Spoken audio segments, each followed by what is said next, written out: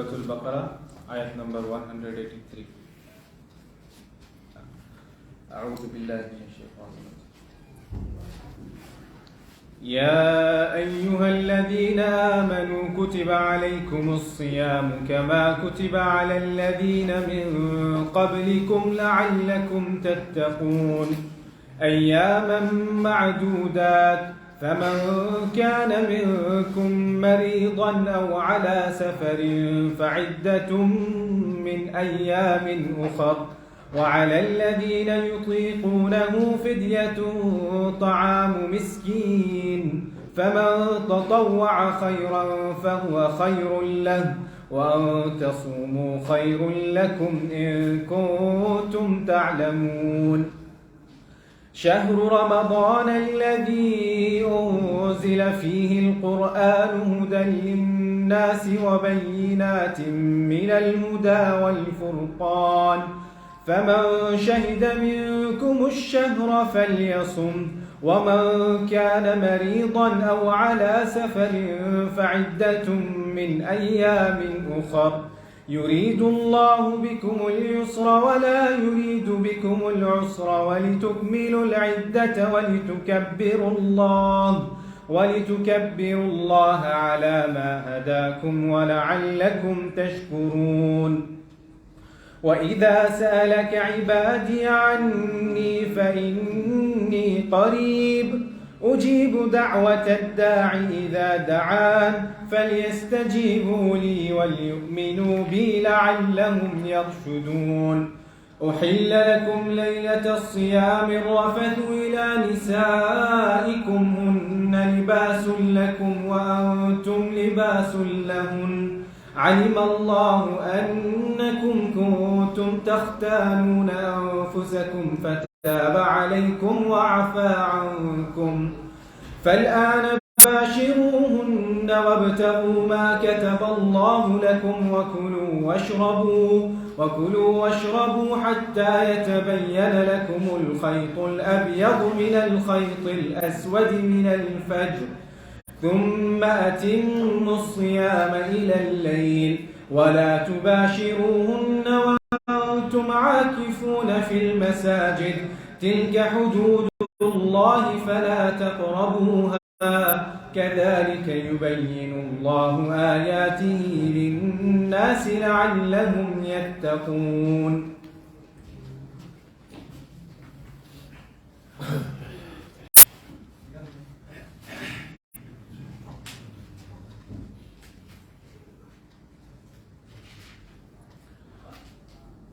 अऊज़ु बिल्लाहि मिनश शैतानिर रजीम। बिस्मिल्लाहिर्रहमानिर्रहीम। ये आयत जिनकी तिलावत अभी आपने सुनी है, इनका मौजू रोज़ा है। ऐ लोगों जो ईमान लाए हो, तुम पे रोज़े फ़र्ज़ किए गए उसी तरह जिस तरह उन लोगों पे फ़र्ज़ किए गए जो तुमसे पहले गुजरे हैं, ताकि तुम्हारे अंदर तक़वा पैदा हो। ये गिनती के चंद दिन हैं, बस तुम में से जो बीमार हो या सफ़र पे हो तो वो बाकी दिनों में ये गिनती पूरी करे, और जो इसकी ताकत रखते हों और ना रखें तो वो फ़िदिया दे दें। एक रोज़े का फ़िदिया एक मस्कीन को खाना खिलाना है। बस जिसने रज़ा कराना कोई भलाई की तो ये उसके लिए बेहतर है, और ये कि तुम रोज़े रखो ये तुम्हारे लिए बेहतर है अगर तुम जानते हो। रमज़ान का महीना वो महीना है जिसमें कुरान नाज़िल किया गया, जो हदायत है लोगों के लिए, और जिसमें हदायत की वाज़ेह निशानियाँ हैं, जिसमें हक़ व बातिल को में फ़र्क करने वाली निशानियाँ हैं। बस तुम में से जो कोई इस महीने को पाए तो वो इसका रोज़ा रखे, और जो बीमार हो या सफ़र पे हो तो वो बाकी दिनों में गिनती पूरी करे। अल्लाह तुम्हारे साथ आसान मामला करना चाहता है, वो तुम्हें मुशक्क़त में नहीं डालना चाहता। और ये इसलिए है कि ताकि तुम गिनती को पूरा करो, और जो हदायत अल्लाह ने तुम्हें दी है इस पे तुम उसकी किब्रियाई बयान करो, और ताकि तुम शुक्र अदा करो। तो रोज़ा रुकन है इस्लाम का एक, तो इसके बारे में फरमाया कि रोज़े तुम पे फ़र्ज़ किए गए उसी तरह जिस तरह पहली उम्मतों पे फ़र्ज़ किए गए। तुमसे पहले जो लोग गुजरे हैं, यानी पहली उम्मतें, पहली शरीयतें, پہلے انبیاء جو آئے ہیں تو ان سب کی شریعتوں میں روزہ فرض رہا ہے. تو اس کی حکمت یہ بتائی کیوں فرض کیا گیا کہ لعلکم تتقون، تاکہ تمہارے اندر تقوی پیدا ہو. جو بھی عبادات ہیں تو ان کی ایک حکمت ہے، مقصد ہے. نماز کیوں فرض کی گئی ہے کہ وہ اللہ کی یاد ہے، اقم الصلاۃ لذکری. روزہ کیوں ہے کہ تقوی اس کا مقصد ہے. زکوٰۃ کیوں ہے کہ تاکہ معاشی ترقی ہو. جو فقیر ہیں، مسکین ہیں، معاشی جدوجہد میں پیچھے رہ جاتے ہیں، امیر لوگ اپنا مال ان کو دیں، تو اس کا نتیجہ یہ نکلے گا کہ جب قوت خرید ان کے اندر پیدا ہوگی تو ملک معاشی ترقی بھی کرے گا. تو معیشت کے لیے ہے زکوٰۃ، معیشت کو ترقی دینے کے لیے. اور حج ہے جس میں تمام عبادات کو جمع کر دیا گیا. تو روزے کی حکمت خود یہاں بتا دی ہے کہ تمہارے اندر تقوی پیدا ہو. اگر میں مختصراً تقوی کے بارے میں بتاؤں کہ تقوی کیا ہے،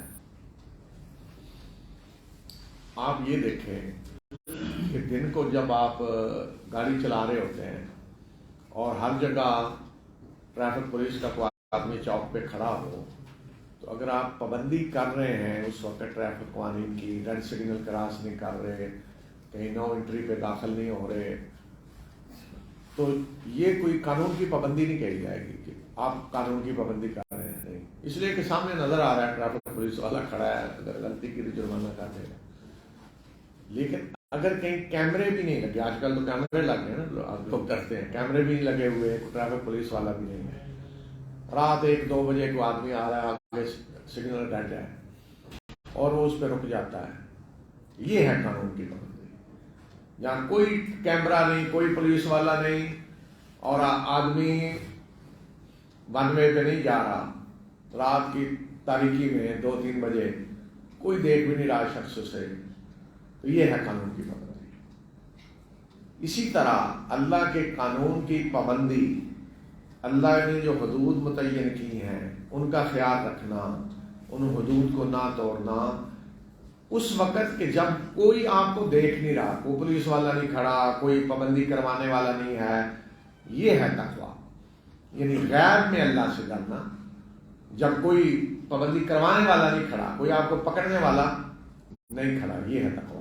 لوگ آج مثالیں دیتے ہیں نا کہ یورپ میں وہاں اتنے قوانین کی پابندی کہ رات 1-2 بجے بھی کوئی آدمی دیکھتا ہے سگنل ریڈ ہے تو وہ کھڑا ہے. صحیح بات ہے، ایسا ہی ہے.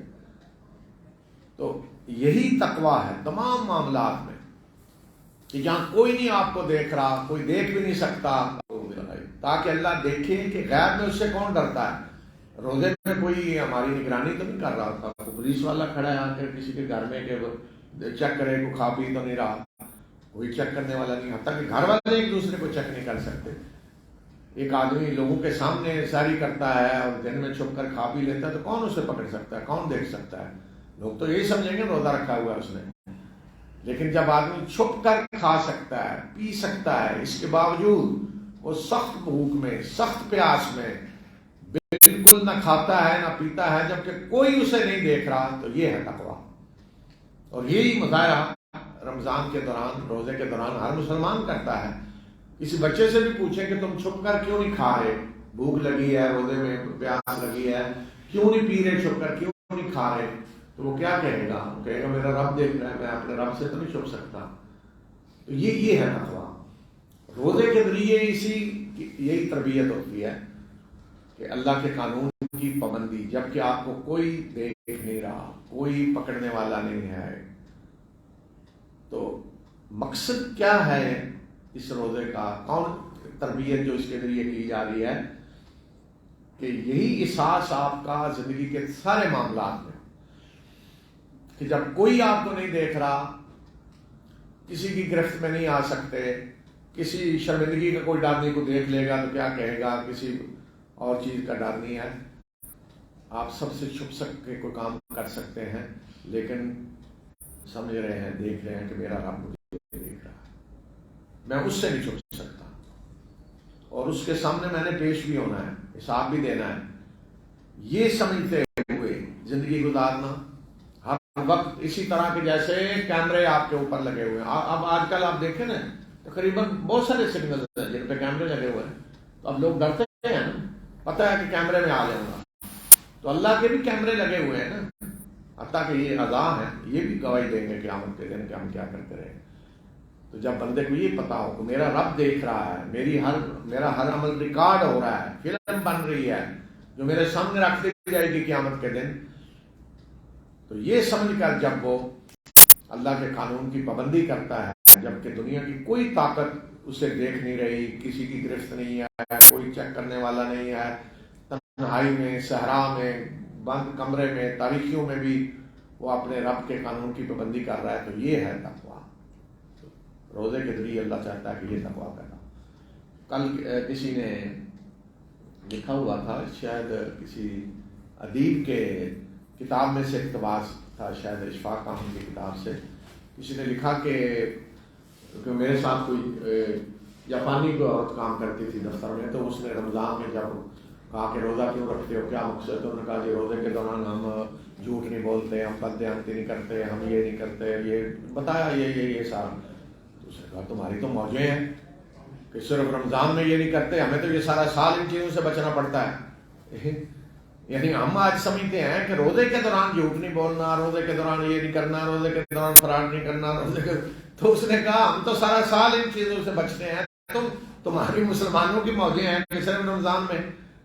تو یہ مقصد نہیں ہے کہ صرف رمضان میں آپ نے چیزوں سے بچنا ہے، چیزوں سے بچنا نہیں مسئلہ یہ ہے کہ آپ اپنے رب سے ڈر کر اس کے قانون کی پابندی کر رہے ہیں، یعنی جس طرح چھپ کر نہیں کھا رہے پی رہے، کیوں کہ میرے رب نے روکا ہے، اس وقت سے اس وقت تک نہیں کھانا، کیوں نہیں کھا رہے؟ میرے رب نے روکا ہے۔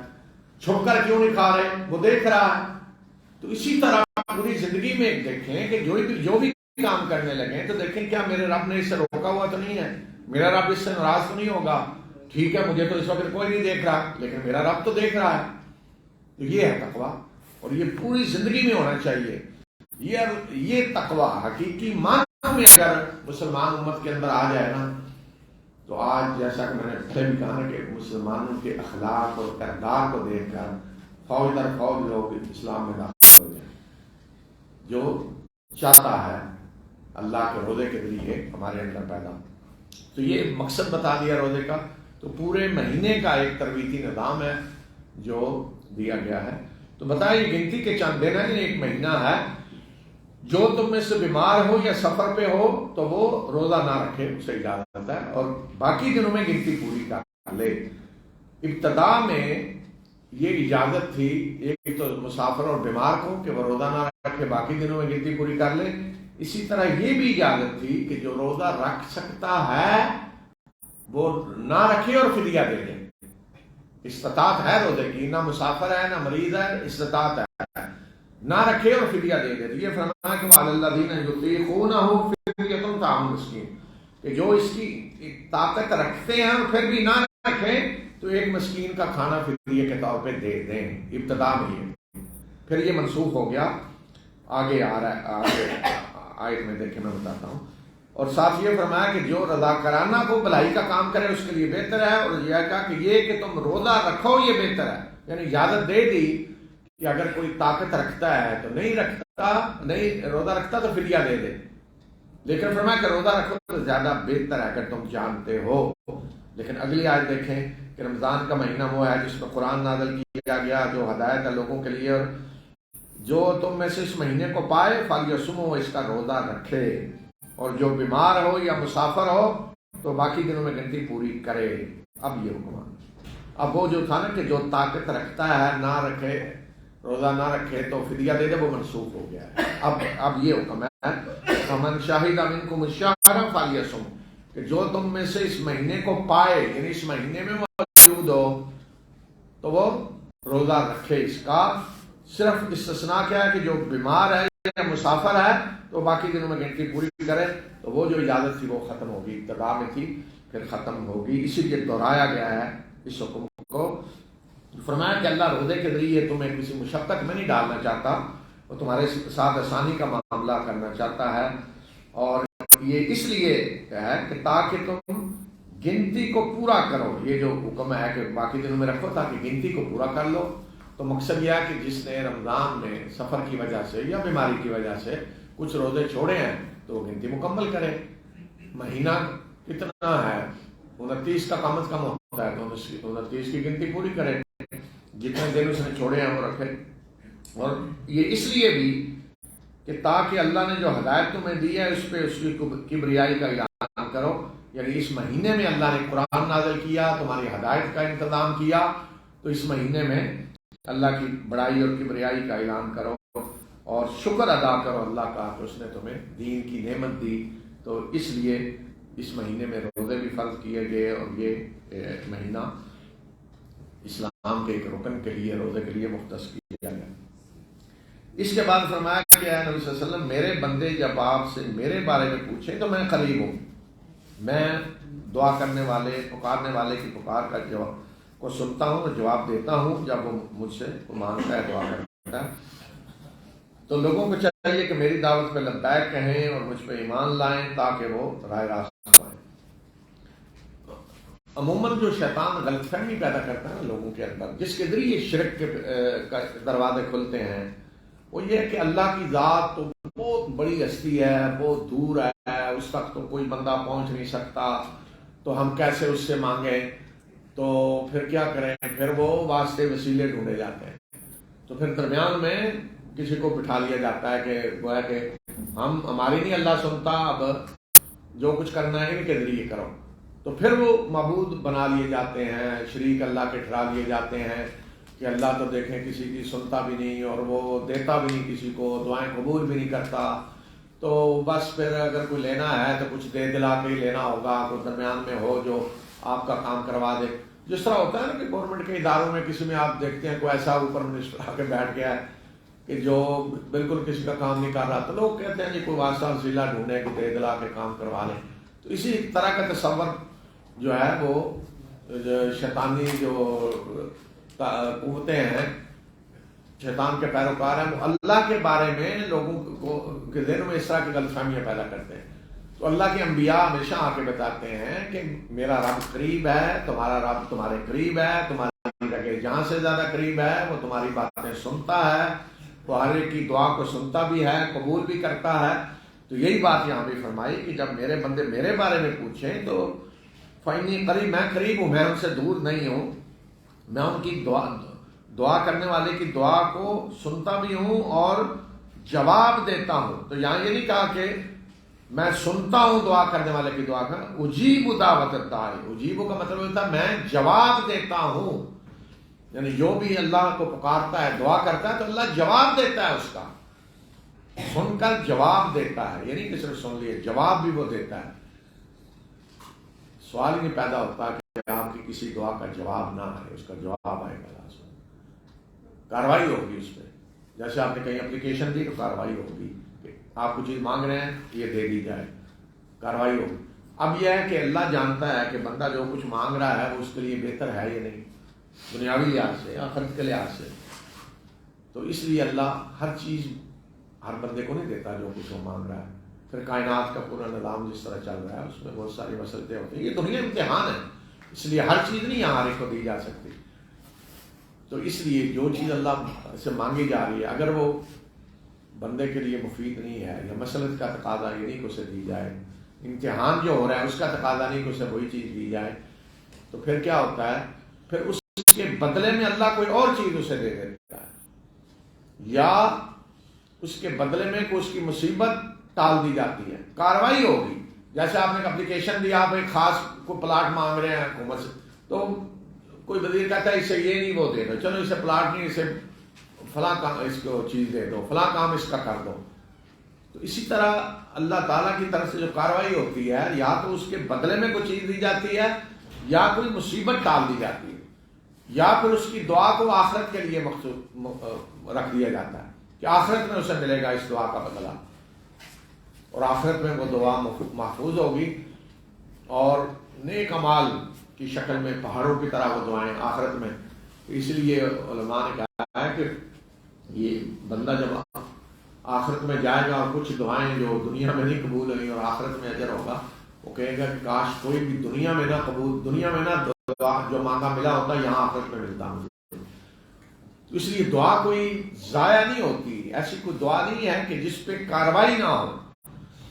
تو اس لیے ہر حال میں اللہ سے مانگیں، ہر چیز اللہ سے مانگیں، وہ چیزیں کہ جو ہماری دسترس میں ہوتی ہیں. ہم سمجھتے ہیں یہ کام تو میرے بائیں ہاتھ کا کھیل ہے، تو عموماً ہم دعا وہیں جا کر کرتے ہیں جہاں بڑی کوئی مشکل پیش آ جائے، کوئی ایسی چیز جو بڑی پریشان کن ہے، پھنس گئے ہیں کسی مصیبت میں، بیماری میں، تو پھر ہم دعا کرتے ہیں. نہیں، وہ روزانہ کے ہمارے معمولات کام جو ہم سمجھتے ہیں بڑی آسانی سے کر دیں گے، اس کے لیے بھی اللہ سے دعا کریں کہ اللہ ان کو مزید آسان کرے، اللہ ان کو ہمارے لیے بابرکت بنائے، ان کے جو کام کرنے لگے کہ اے اللہ اس میں جو خیر ہے وہ میرے لیے رکھ، جو اس میں شر ہے اس سے مجھے بچا.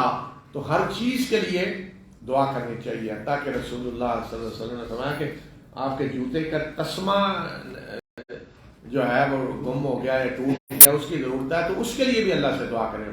چھوٹی چھوٹی چیزوں کے لیے بھی اللہ سے دعا کریں، اس لیے کہ دعا مانگنا خود بندگی ہے، بندہ ہونے کا اعلان کرنا ہے. جو اللہ سے مانگتا ہے وہ اقرار کر رہا ہے کہ وہ بندہ ہے، وہ محتاج ہے، اور اللہ رب ہے، اس کا مالک ہے، دینے والا ہے. اور جو نہیں مانگتا وہ گویا کہ سمجھتا ہے اپنے آپ کو بے نیاز سمجھتا ہے، وہ تکبر میں مبتلا ہے. رسول اللہ صلی اللہ علیہ وسلم نے فرمایا کہ من لم یسأل اللہ یغضب علیہ، کہ جو اللہ سے نہیں مانگتا اللہ اس پہ ناراض ہوتا ہے.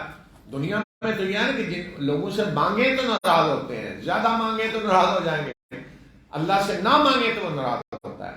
اس لیے کہ نہ مانگنا تکبر کی نشانی ہے، نہ مانگنا اپنے آپ کو بندے کے علاوہ کچھ اور سمجھنا ہے، بے نیاز سمجھنا ہے.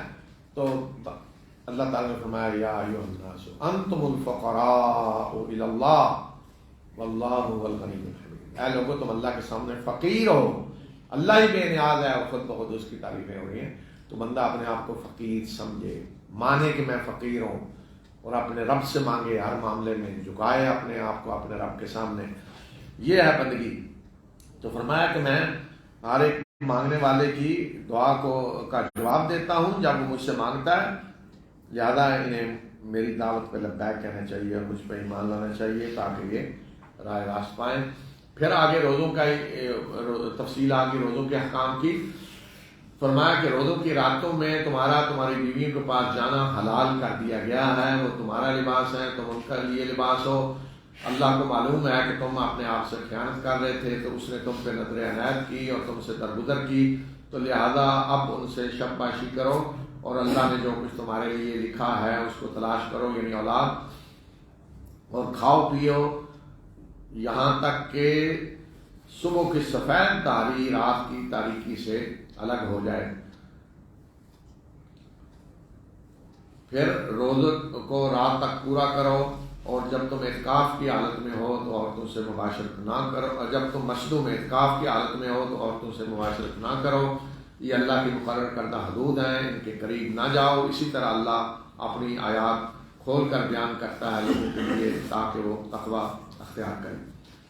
تو ابتدا میں کو حرام نہیں کیا گیا تھا کہ روزے کی راتوں میں، لیکن لوگ اپنے طور پہ سمجھ رہے تھے کہ نہیں یہ شاید جائز نہیں ہے، اور پھر عملاً اس کی خلاف ورزی بھی کر رہے تھے. تو اس لیے فرمایا کہ تم اپنے آپ سے خیانت کر رہے تھے. آدمی سمجھتا ہے یہ چیز حرام ہے اور پھر کر بھی رہا. تو فرمایا اللہ نے تم پہ نظر عنایت کی، درگزر کی، اور لہذا اب اس کی اجازت ہے. اور پھر بتایا کہ روزہ کب سے شروع ہوگا کب ختم ہوگا، کہ کھاؤ پیو، یعنی راتوں کو کھاؤ پیو یہاں تک کہ سفید دھاگا سیاہ دھاگے فجر کا سفید دھاگا رات کے سیاہ دھاگے سے الگ نہ ہو جائے. ایک مثال دے کے سمجھایا کہ سیاہ دھاگا سفید دھاگا ہے، دونوں واضح نہ ہو جائے کہ یہ سیاہ ہے یہ سفید ہے. تو مقصد کیا ہے کہ فجر کے وقت جو سفیدی طلوع ہوتی ہے فجر کی، وہ رات کی تاریکی سے الگ ہو جائے، واضح طور پہ نظر آ جائے وہ سفید دھاری طلوع فجر کی، وہ جب تمہیں نظر آ جائے تو اس وقت تک کھاؤ. یہ ہے روزے کی ابتدا. پھر وَأَتِمُّوا الصِّيَامَ إِلَى اللَّيْلِ، اور رات تک روزے کو پورا کرو، یعنی جب رات شروع ہو جائے. تو رات کب شروع ہوتی ہے؟ جب سورج غروب ہوتا ہے. لہذا یہ ٹائم ہے طلوع فجر سے لے کر غروب آفتاب تک. ولا تأكلوا أموالكم بينكم بالباطل وتدلوا بها إلى الحكام لتأكلوا فريقا من أموال الناس بالإثم وأنتم تعلمون يسألونك عن الأهلة قل هي مواقيت للناس والحج وليس البر بأن تأتوا البيوت من ظهورها ولكن البر من اتقى وأتوا البيوت من أبوابها واتقوا الله لعلكم تفلحون وقاتلوا في سبيل الله الذين يقاتلونكم ولا تعتدوا إن الله لا يحب المعتدين واقتلوهم حيث ثقفتموهم وأخرجوهم من حيث أخرجوكم والفتنة أشد من القتل ولا تقاتلوهم عند المسجد الحرام حتى يقاتلوكم فيه فإن قاتلوكم فاقتلوهم كذلك جزاء الكافرين فإن انتهوا فإن الله غفور رحيم وقاتلوهم حتى لا تكون فتنة ويكون الدين لله فإن انتهوا فلا عدوان إلا على الظالمين الشهر الحرام بالشهر الحرام والحرمات قصاص فمن اعتدى عليكم فاعتدوا عليه بمثل ما اعتدى عليكم واتقوا الله واعلموا أن الله مع المتقين وأنفقوا في سبيل الله ولا تلقوا بأيديكم إلى التهلكة وأحسنوا إن الله يحب المحسنين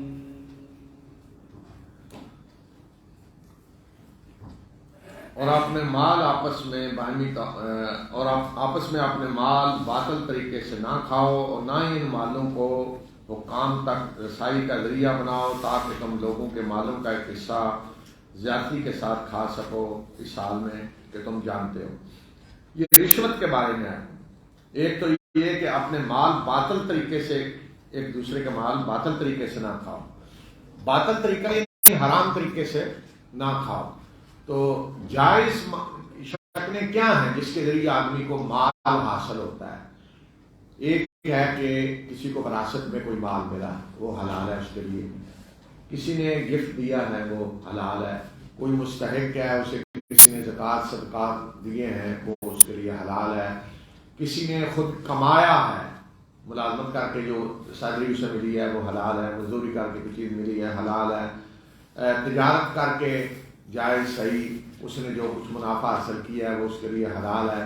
تو یہ شکلیں ہیں جس کے ذریعے آدمی جو مال حاصل کرتا ہے وہ اس کے لیے حلال ہے.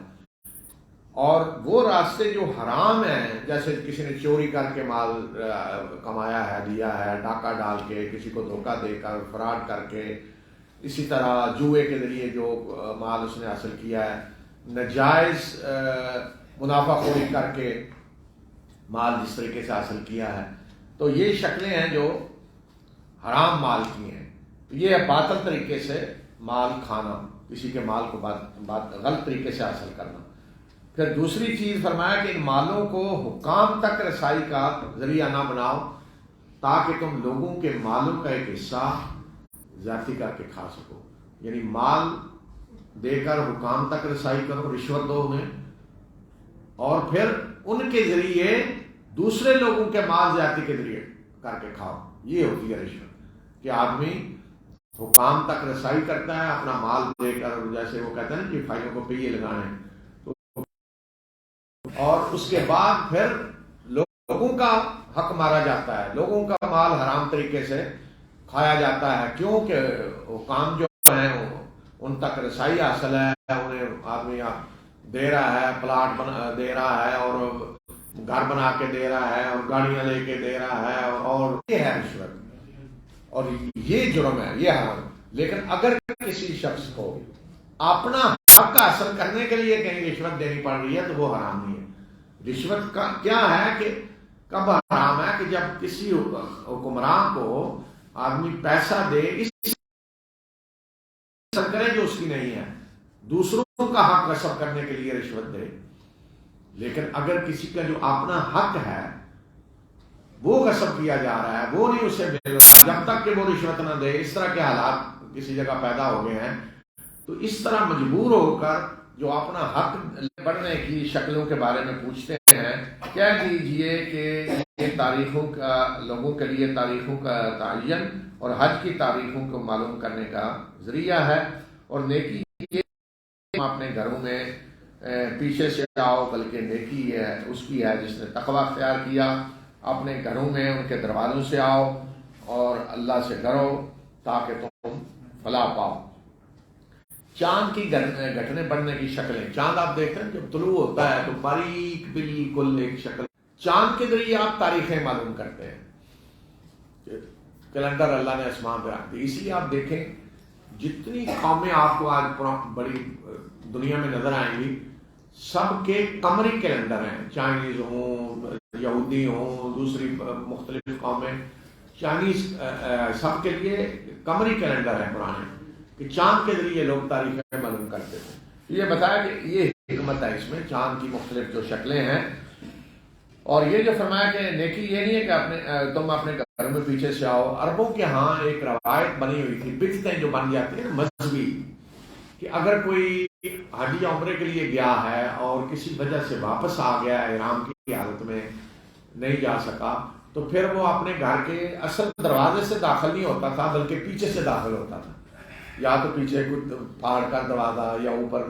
دیوار پھلانگ کر پیچھے سے، کہ یہ پھر ایک روایت بنی ہوئی تھی، مذہبی رسم بنی ہوئی تھی۔ اس لیے فرمایا کہ اپنے گھروں میں پیچھے سے نہ آؤ، یہ نیکی یہ نہیں ہے، نیکی تو اس کی ہے جس نے تقوی اختیار کیا، تو لہذا گھروں میں داخل ہونے کی ضرورت پڑے تو سیدھے دروازے سے داخل ہو۔ تو یہ دیکھیں جب رسمیں بنتی ہیں، بدعتیں تو کیسی کیسی بنتی ہیں۔ اس کے بعد اب مدینہ میں جو اس وقت حالات تھے، مسلمان حالت جنگ میں تھے، اور جس قوت سے اس وقت ان کی لڑائی ہو رہی تھی وہ تھے قریش، جنہوں نے مسلمانوں کو مکہ سے نکالا تھا، مکہ میں ستاتے رہے، اذیتیں دیتے رہے، اور ہجرت پہ مسلمان مجبور ہوئے، اور جب ہجرت کر کے مدینہ پہنچے تو پھر بھی ان کا پیچھا کر رہے تھے، وہاں بھی انہیں دھمکیاں دے رہے تھے اور وہاں بھی ان سے جنگ کر رہے تھے۔ تو پھر ایک مرحلہ آیا کہ اللہ تعالیٰ نے مسلمانوں کو بھی اجازت دے دی جنگ کی، اور انہیں بھی حکم دیا کہ اب تم بھی ان سے جنگ کرو جو تم سے جنگ کر رہے ہیں۔ تو یہ آیات جو آگے ہیں یہ اس موضوع پہ ہیں، تو ان کا ترجمہ سنیں۔ اور اللہ کے راستے میں ان سے جنگ کرو، لڑائی کرو جو تم سے لڑائی کر رہے ہیں، اور حد سے تجاوز نہ کرو، بے شک اللہ حد سے تجاوز کرنے والوں کو پسند نہیں کرتا۔ تو اب دیکھیں وقاتلو، جنگ کرو، ایک ہے جہاد، ہوتا ہے جدوجہد، قتال لڑائی کو کہتے ہیں، لڑائی کرو باقاعدہ، کن سے؟ جو تم سے لڑائی کر رہے ہیں۔ تو کون لڑائی کر رہے تھے اس وقت؟ قریش۔ تو گویا کہ یہ آیت کس کے بارے میں ہے؟ قریش کے ساتھ لڑنے کے بارے میں، کہ ان سے لڑو جس طرح یہ تم سے لڑتے ہیں، لیکن ولا طاقت، حد سے تجاوز، جتنی ضرورت ہے اتنی طاقت استعمال کرو، طاقت کا استعمال اتنا ہونا چاہیے جتنی ضرورت ہے۔ مقصد یہ نہیں کہ لوگوں کو قتل کرنا، مقصد یہ کہ کسی کی قوت کو ختم کرنا، کہ وہ لڑنے کے قابل نہ رہے، مسلمانوں پہ حملہ کرنے کے قابل نہ رہے۔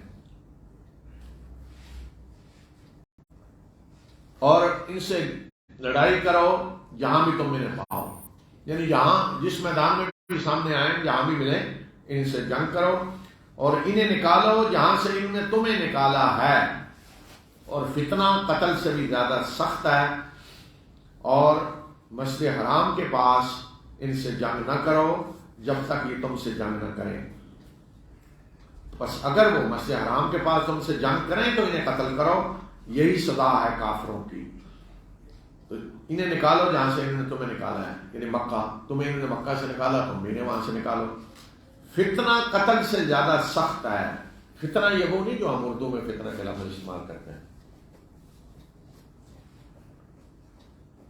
فتنہ ایک خاص اصطلاح ہے۔ فتنہ آزمائش کو کہتے ہیں، اور آزمائش کا مقصد یہ ہے کہ اگر کوئی شخص اپنی مرضی سے، آزادی سے اسلام قبول کرتا ہے، اللہ کے رسول پر ایمان لاتا ہے، تو ایسا ماحول ہو، ایسی فضا ہو کہ اسلام قبول کرنے کے بعد، اعلان کرنے کے بعد اس کی جان، مال، عزت خطرے میں پڑ جائے، اسے اس وجہ سے ستایا جائے کہ اس نے اسلام کیوں قبول کیا، اسے اس وجہ سے ستایا جائے کہ وہ ایمان کیوں لائے۔ آپ یہ دیکھیں کہ جو کچھ اس وقت مکہ میں ہو رہا تھا ہجرت سے پہلے، وہ تھا فتنہ، کہ صحابہ کو، ایمان لانے والوں کو ستایا جا رہا تھا۔ حضرت بلال تپتی ریت پہ لٹایا ہوا ہے، حضرت خباب آگ کے انگاروں پہ لٹایا ہوا ہے، حضرت سمیہ کو شہید کر دیا گیا، عمار، حضرت عمار کے والد حضرت عمار، سب کو ستایا جا رہا تھا، مارا جا رہا تھا، مال خطرے میں ہے، جانیں خطرے میں ہے، عزت خطرے میں ہے، کہ آدمی ڈر جائے کہ اگر اس نے اسلام قبول کیا تو جان مال عزت خطرے میں، یا اسلام قبول کر چکا ہے تو اب وہ آزمائش میں پڑ جائے، اگر اسلام پہ قائم رہتا ہے تو جان مال عزت خطرے میں، یا پھر اسلام چھوڑے۔ یہ ہے فتنہ، ستانا کسی کو اس وجہ سے کہ اس نے اسلام قبول کیا۔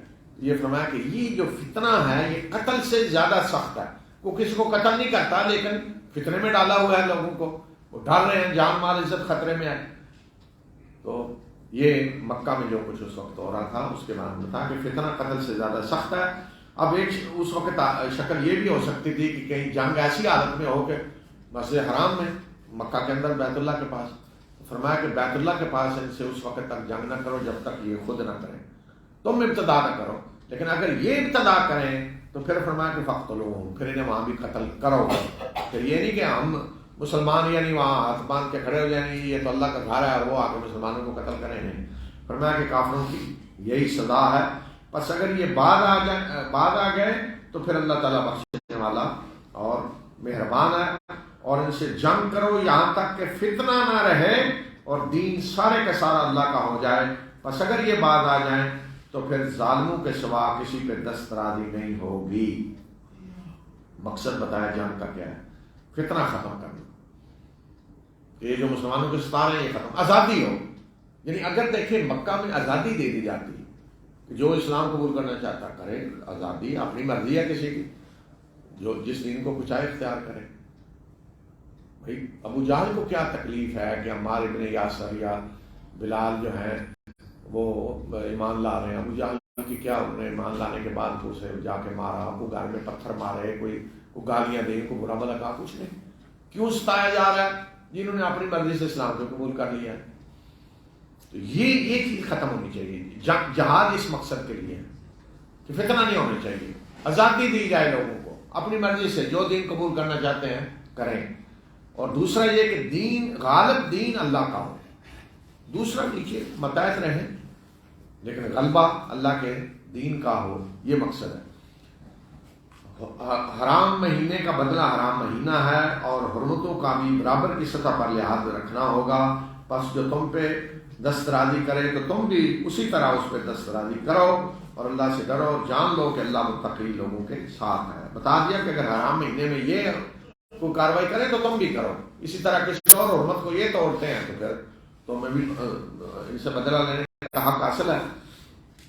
اور اللہ کے راستے میں خرچ کرو اور خود اپنے ہاتھوں اپنے آپ کو ہلاکت میں نہ ڈالو، اور بہترین عمل کرو، بے شک اللہ بہترین عمل کرنے والوں کو پسند کرتا ہے۔ وَأَحْسِنُوا، یہ اسی طرح جو میں نے بتایا احسان حدیث جبرائیل میں، ہر کام بہترین طریقے سے ہو۔ تو اب جنگ میں احسان کیا ہے؟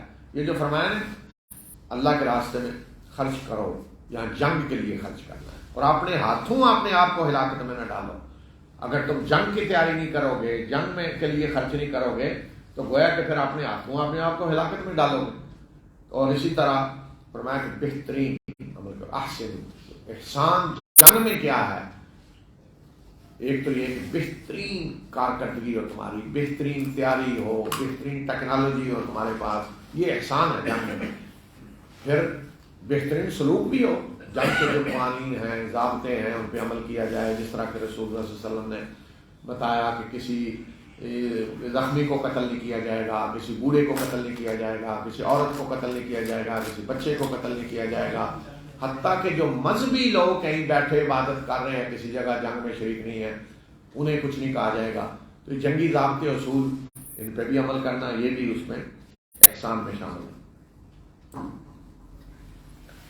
وأتموا الحج والعمرة لله فإن أحصرتم فما استيسر من الهدي ولا تحلقوا رؤوسكم حتى يبلغ الهدي محله فمن كان منكم مريضا أو به أذى من رأسه ففدية من صيام أو صدقة أو نسك فإذا أمنتم فمن تمتع بالعمرة إلى الحج فما استيسر من الهدي فمن لم يجد فصيام 3 أيام في الحج و7 إذا رجعتم تلك 10 كاملة ذلك لمن لم يكن أهله حاضر المسجد الحرام واتقوا الله واعلموا أن الله شديد العقاب الحج أشهر معلومات فمن فرض فيهن الحج فلا رفث ولا فسوق ولا جدال في الحج وما تفعلوا من خير يعلمه الله وتزودوا فإن خير الزاد التقوى واتقون يا أولي الألباب ليس عليكم جناح أن تبتغوا فضلا من ربكم فإذا أفضتم من عرفات فاذكروا الله عند المشعر الحرام واذكروه كما هداكم وإن كنتم من قبله لمن الضالين ثم أفيضوا من حيث أفاض الناس واستغفروا الله إن الله غفور رحيم فإذا قضيتم مناسككم فاذكروا الله كذكركم آباءكم أو أشد ذكرا فمن الناس من يقول ربنا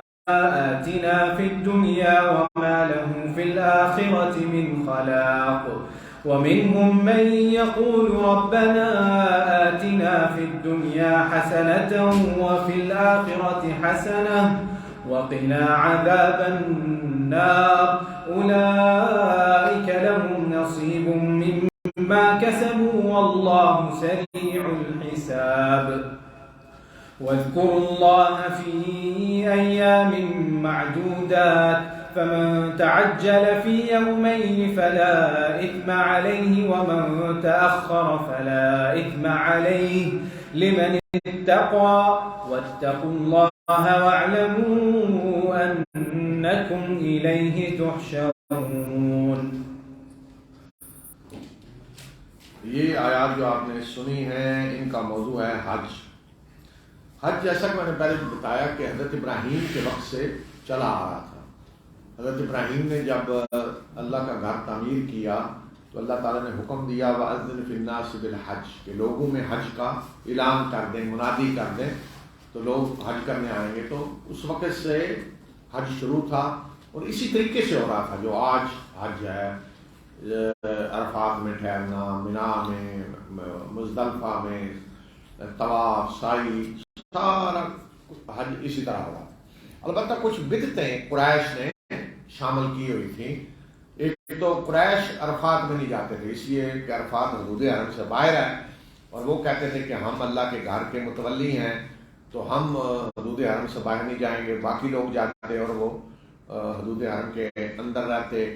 इसके अलावा तलबिया जो हज की असल रूह है, लब्बैक अल्लाहुम्मा लब्बैक, लब्बैक ला शरीक लक लब्बैक, अल्लाह मैं हाजिर हूँ, तेरा बंदा हाजिर है, तेरे घर तेरा कोई शरीक नहीं, ला शरीक लक लब्बैक, इन्नल हम्दा व निअमता लक वल मुल्क, शुक्र का हकदार तू है, नेमतें तेरी दी हुई हैं, बादशाही तेरी है,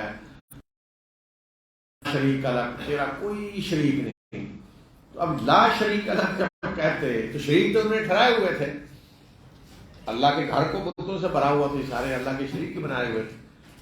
तो फिर उनके लिए ये मसला पैदा हुआ कि ये शरीक कितने मर गए। तो ये तो तारीख पूरी थी कि कब बुत आए, सब तो उसका मालिक है, उसकी हर चीज का भी मालिक है, यानी गैर तो नहीं कोई शरीक, तेरा अपना ही है। जैसे आज बात लोग कहते हैं बस ये वो तो गैर तो नहीं है ना, ये तो अपना ही है, तो गैर अल्लाह की इबादत नहीं होनी चाहिए, तो ये को गैर आएंगे तो अपने ही है। تو وہ یہ کہتے کہ بس اور تو غیر کوئی نہیں، بس تیرے اپنے ہی جو ہے وہ ہیں۔ تو اس کو آگے ختم کر دیا، تلبیہ اصل حالت میں آ گیا جو حضرت ابراہیم کے وقت سے تھا۔ باقی سارا حج اسی طرح تھا۔ تو کیونکہ اس میں کچھ بدعتیں انہوں نے شامل کر لی تھی، تو اس لیے اللہ تعالیٰ نے پوری تفصیل سے حج کا پورا طریقہ بتا دیا قرآن میں بھی، اور رسول اللہ صلی اللہ علیہ وسلم نے بھی جب حج کیا حجۃ الوداع، اس میں آپ نے لوگوں سے کہا کہ مجھ سے حج کا طریقہ سارا سیکھ لو۔ تو جو چھوٹی چھوٹی چیزیں تھیں ان کی بھی آپ نے وضاحت کر دی، بڑی بڑی چیزیں ساری قرآن میں یہاں بتا دی، یہی تو مزید تفصیل رسول اللہ صلی اللہ علیہ وسلم نے اپنے عمل سے بتا دی۔ اور حج اور عمرہ اللہ کے لیے مکمل کرو، یعنی جب تم حج اور عمرے کی نیت کر لو تو پھر اللہ کے لیے اس کو مکمل کرو۔ تو حج کیا ہے کہ باقاعدہ ارادہ کر کے اللہ کے گھر جانا، یا کسی بھی جگہ ارادہ کر کے کسی جگہ کی زیارت کے لیے سفر کر کے جانا، یہ حج ہے۔ مثلا آج بھی اگر کوئی شخص کسی بھی جگہ کی زیارت کے لیے ایک ملک سے دوسرے ملک جاتا ہے تو عربی میں آج بھی اسے حج کہیں گے۔ میں ایک دفعہ BBC عربی کی خبریں سن رہا تھا، تو جو لوگ کربلا میں گئے ہوئے تھے 10 محرم کو، تو اس کے لیے عربی میں BBC والے حجاج کا لفظ استعمال کر رہے ہیں، حجاج کربلا۔ کیوں؟ اسی لیے سے گئے ہیں کہ زیارت کرنے دوسرے ملکوں سے آئے ہیں، تو کسی جگہ زیارت کے لیے جانا، خاص کوئی اعمال ادا کرنے کے لیے حج اس کو کہتے ہیں۔ اور اصل حج ارادے کو کہتے ہیں، ارادہ کرنا، قصد کرنا۔ تو عمرہ جو ہے وہ بھی حج ہی ہے، صرف فرق یہ ہے کہ حج مخصوص دنوں میں ہوتا ہے، مخصوص اعمال ہیں، مخصوص جگہوں پہ کیے جاتے ہیں جا کر، اور عمرہ جو ہے وہ سارا سال ہے، وہ صرف طواف اور سعی ہے۔ تو اسی لیے جب حج کو حج اکبر جب کہا گیا ہے تو وہ حج مراد ہے، اس لیے کہ حج اصغر عمرہ ہے، عمرہ بھی چھوٹا حج ہے، تو اس لیے پھر اصل بڑے حج کو حج اکبر کہا گیا۔ تو یہاں الگ الگ کر دیا دونوں کو۔ تو جاہلیت میں بھی حج بھی لوگ کرتے تھے، سارے عرب حج کرنے آتے تھے اور عمرہ بھی کرتے تھے، جس طرح آج ہم دیکھتے ہیں نا کہ کوئی ملا ہے آدمی، کوئی چودھری صاحب جی کدھر گئے ہوئے تھے، میں جی عمرے پہ گیا ہوا تھا، کوئی بڑے بزنس مین ہیں جی کدھر گئے تو عمرے پہ گیا ہوا تھا۔ تو آپ تاریخ پڑھیں تو مشرک سردار جو تھے بڑے بڑے مکہ کے باہر بھی قبیلے، تو اکثر فلاں قبیلے کا سردار عمرے پہ آیا ہوا تھا تو یہ ہوا، عمرے سے جا رہا تھا تو یہ ہوا، تو سب سال میں کئی دفعہ عمرہ کرنے آتے تھے، اور حج بھی سارے لوگ تمام قبیلے حج کرتے تھے، اور قریش جو ہیں وہ تو ہر وقت سردار سارے بیت اللہ کا طواف کرتے رہتے تھے۔ تو یہ فرمایا کہ جب تم ارادہ کر دو حج اور عمرے کا اللہ کے لیے تو اس کو پورا کرو، اور اگر تم کہیں گر جاؤ تو پھر جو قربانی میسر ہو وہ اللہ کی جناب میں دو۔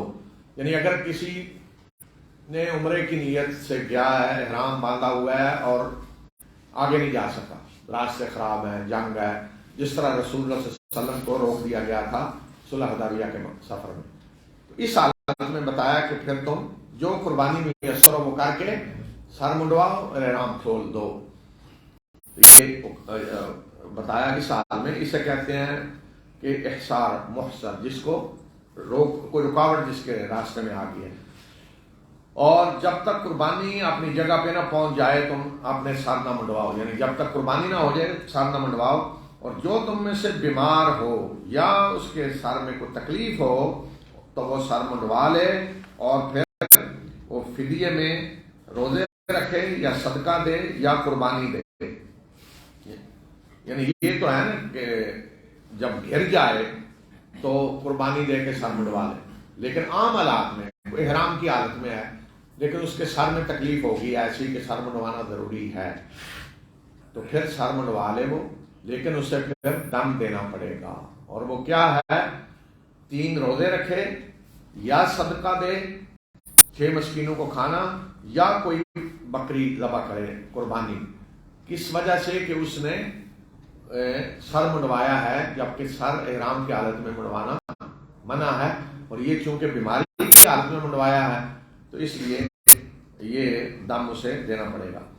پھر جب تم امن کی حالت میں ہو، یعنی کوئی خوف نہیں، راستے ٹھیک ہیں، امن ہے، تو جس نے حج کا وقت آنے تک عمرے سے فائدہ اٹھایا تو وہ جو بھی قربانی میسر ہو وہ کرے. تو اگر اسے قربانی نہ ملے تو پھر وہ 3 دن حج کے موقع پہ روزہ رکھے اور 7 روزے اس وقت جب تم گھر واپس لوٹو. یہ پورے 10 روزے ہو جائیں گے. اور یہ رعایت اس شخص کے لیے ہے کہ جس کے گھر والے مسجد حرام کے پاس رہنے والے نہ ہوں. اور اللہ سے ڈرو اور جان لو کہ اللہ سخت سزا دینے والا ہے. یہ حج تمتع کی اجازت دی گئی. رسول اللہ صلی اللہ علیہ وسلم کی بات سے پہلے حج اور عمرے کو اکٹھا نہیں کیا جاتا تھا. حج لوگ الگ کرتے تھے اور عمرہ الگ ہوتا تھا. حج اور عمرے کو اکٹھا نہیں کیا جاتا تھا. تو اب یہاں اللہ تعالیٰ نے اجازت دے دی کہ جو مکہ پہنچے اور حج سے پہلے عمرے سے فائدہ اٹھا لے تو پھر اسے قربانی دینی ہوگی. اور اگر قربانی نہیں تو روزے رکھنے ہیں. کتنے روزے؟ 10 قربانی کی جگہ. 3 وہیں رکھنے ہیں حج کے دنوں میں اور 7 گھر واپس آ کر پورے 10 روزے ہوں گے. لیکن یہ رعایت کس کے لیے ہے؟ جو مکہ کے ارد گرد رہنے والے ہیں. حاضر المسجد الحرام. اب یہ ہے کہ حاضر المسجد الحرام کس کو سمجھا جائے گا؟ اس میں فقہا کے مختلف رائے ہیں.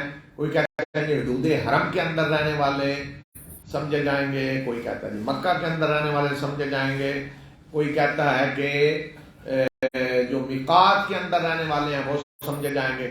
اگر ہم کہتے ہیں کہ مکہ کے رہنے والے تو اس کا مطلب ہے کہ مکہ کے رہنے والے حج تمتع قران نہیں کر سکتے. تمتع یہ ہے کہ پہلے عمرہ کیا جائے، جا کر احرام کھول دیا جائے، پھر حج کے موقع پہ حج دوبارہ نیت کی جائے، احرام باندھا جائے. یہ حج تمتع ہے. اور دوسرا ہے قران، یعنی حج کے ساتھ عمرے کی نیت کر لینا میقات سے. وہ بھی حج اور عمرے کو ملانا ہے. وہ بھی اسی کی ایک شکل ہے لیکن اکٹھی نیت کر لی جاتی ہے. اس میں بھی قربانی ہے اسی طرح اس میں بھی. لیکن جو صرف حج کرتا ہے اس پہ قربانی فرض نہیں ہے. جو اکیلا حج کر رہا ہے، عمرہ نہیں ساتھ میں لا رہا، ویسے وہ قربانی کرنا چاہے کرے، اس پہ فرض نہیں ہے. لیکن یہاں تمتع قران والا جو ہے اس پہ قربانی فرض ہے. اگر نہیں کرے گا قربانی تو روزے رکھنے ہوں گے 10 روزے. تو یہ رعایت خاص اللہ تعالیٰ نے دے دی ہے. کن کے لیے؟ جو باہر سے آئے. کیونکہ اب رسول اللہ صلی اللہ علیہ وسلم کی بعثت کے بعد اللہ کا دین پوری دنیا میں پھیلنا تھا، دنیا کے کونے کونے سے لوگوں نے آنا تھا دور سے. تو اللہ تعالیٰ نے اجازت دے دی کہ حج اور عمرے کو جمع کر لو، ایک ہی سفر میں عمرہ بھی کر لو اور حج بھی کر لو. تو یہ اجازت ان لوگوں کے لیے نہیں ہے جو قریب رہنے والے ہیں. حتیٰ کہ آج کے دور میں تو کوئی یہ بھی فتویٰ دے سکتا ہے کہ جو قریب رہنے والے ہیں، مطلب سعودیہ کے اندر رہنے والے ہیں، وہ بھی حاضرین مسجد الحرام ہے، مسجد الحرام کے قریب رہنے والے ہیں، تو وہ حج تمتع قران نہ کریں، وہ صرف حج کریں تاکہ رش نہ ہو حج کے دنوں میں. اگر حاجی جو آ رہے ہیں حج میں اگر صرف حج کر رہے ہیں تو رش کم ہو جائے گا، طواف کم کرنے پڑیں گے، سعی کم ہو جائے گی، رش کم ہو جائے گا. تو بہرحال یہ فقہی اختلاف ہے کہ کن کو سمجھا جائے گا مسجد حرام کے رہنے والے، مکہ والے ہیں یا حدود حرم کے اندر رہنے والے ہیں یا میقات کے اندر رہنے والے ہیں. اور میں نے کہا آج کو فتویٰ اور بھی دیا جا سکتا ہے. قریب کے رہنے والے کس کو سمجھا جائے گا مسجد حرام؟ حتیٰ کہ وہ یہ بھی کہہ سکتا ہے کہ گلف کے رہنے والے آج جو ہیں ان کو یہی سمجھا جائے گا کہ مسجد حرام کے قریب رہنے والے. اگر کوئی اس طرح کا فتویٰ علماء دیتے ہیں تو یہ بھی صحیح ہے، اجتہاد یہی ہے اور یہ ہو سکتا ہے. تو یہ خاص رعایت اللہ تعالیٰ نے دی ہے. حج کے متعین مہینے ہیں تو جس نے ان مہینوں میں اپنے اوپر حج فرض کیا یعنی حج کی نیت کر لی تو اسے نہ کوئی شہوانی کام کرنا ہوگا اور نہ کوئی اللہ کی نافرمانی کا کام اور نہ حج کے دنوں میں لڑائی جھگڑا، یعنی ان چیزوں سے اسے بچنا ہوگا. اور جو خیر کا کام بھی تم کرو گے تو اللہ اسے جانتا ہے. ذات راہ لو تو بے شک بہترین ذات راہ تقویٰ ہے. تو مجھے سے ڈرو اے عقل رکھنے والوں. یہ جو فرمایا کہ ذات راہ لو، اس لیے یہ خاص طور پہ حکم دیا کہ جاہلیت میں ایک یہ بھی مذہبی تصور بن گیا تھا کہ بھیک مانگ کر حج کرنا، اس کو بڑی نیکی سمجھا جاتا تھا. کہ بعض لوگ کوئی اپنا خرچ لے کے نہیں آتے تھے گھر سے، ہم نے نہیں جا کے بھیک مانگنی ہے اور حج کرنا ہے، بہت بڑی نیکی ہے جی، بڑا بزرگ آدمی ہے، بھیک مانگ کے حج کیا ہے، جیسے آدمی بنا وہ پیدل حج کیا ہے جی، وہ کوئی پاکستان سے پیدل چلا ہے۔ بھئی اللہ کے رسول صلی اللہ علیہ وسلم نے مکہ مدینہ سے پیدل حج کیے ہیں، اونٹوں پہ جاتے تھے سب لوگ، سواریوں پہ بیٹھ کے جاتے تھے، بلکہ اللہ کے رسول صلی اللہ علیہ وسلم نے تو طواف بھی سواری پہ بیٹھ کے کیا ہے، آپ نے ہمیشہ طواف سعی اونٹنی پہ بیٹھ کے کی ہے، سواری پہ بیٹھ کے کی ہے، صحابہ بھی ایسے ہی کرتے تھے۔ تو یہ کون سی نیکی ہے جی پاکستان سے آپ وہ دنیا کے کونے سے پیدل آ رہے ہیں حج کرنے، اپنے آپ کو مشقت میں ڈال رہے ہیں؟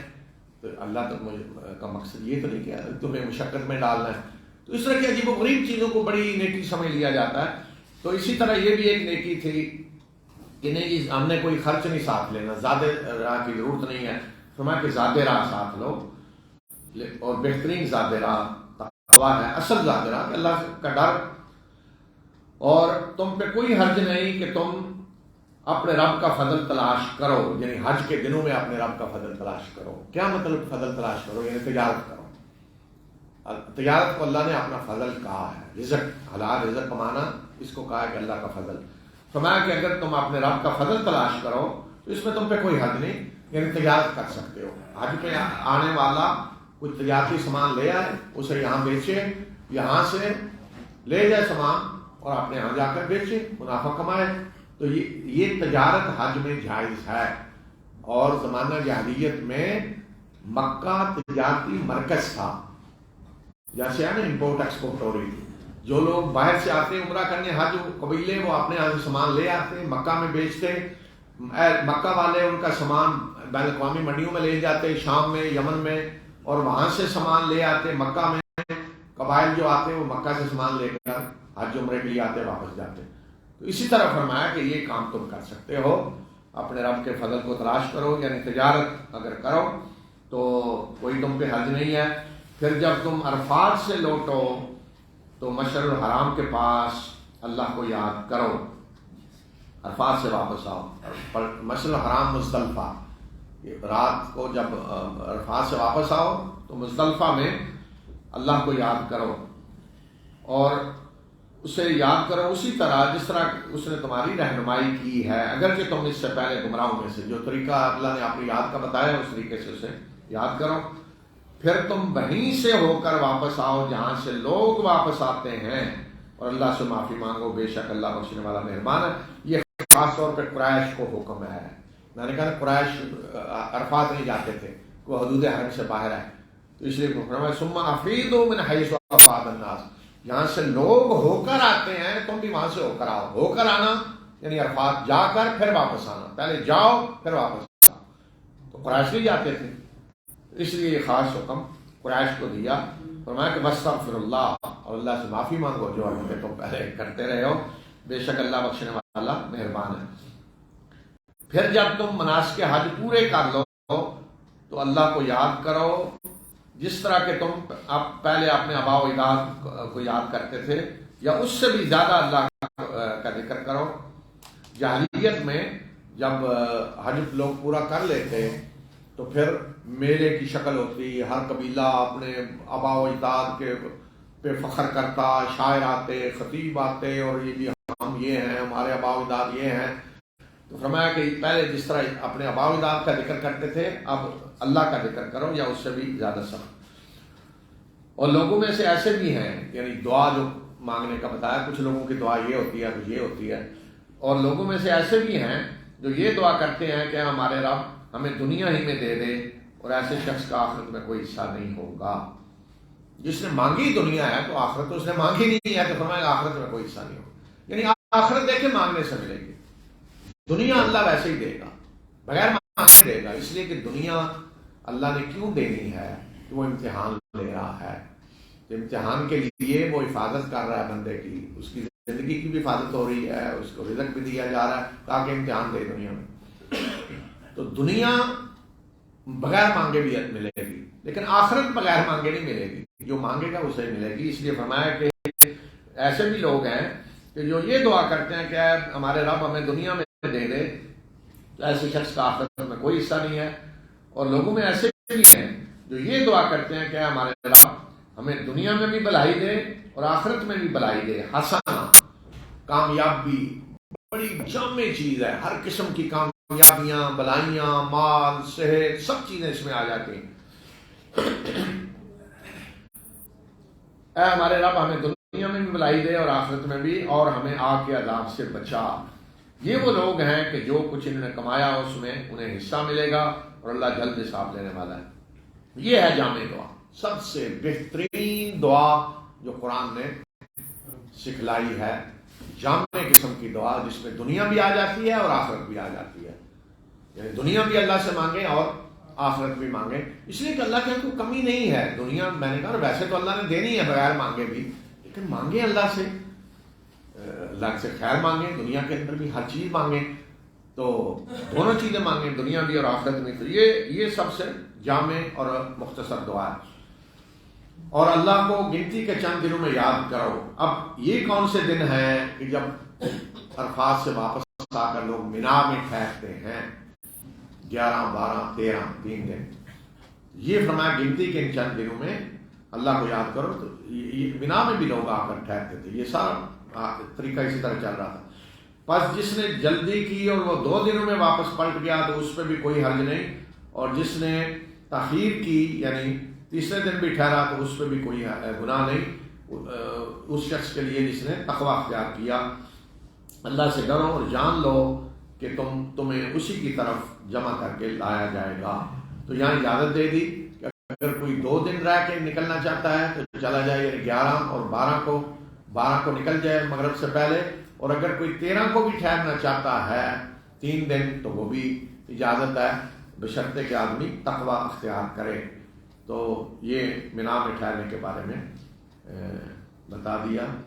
تو یہ حج کا پورا احکام، پورا طریقہ جو ہے ان آیات میں اللہ تعالیٰ نے بتا دیا، اور باقی تشریح رسول اللہ صلی اللہ علیہ وسلم نے اپنے عمل سے کر دی حجۃ الوداع میں۔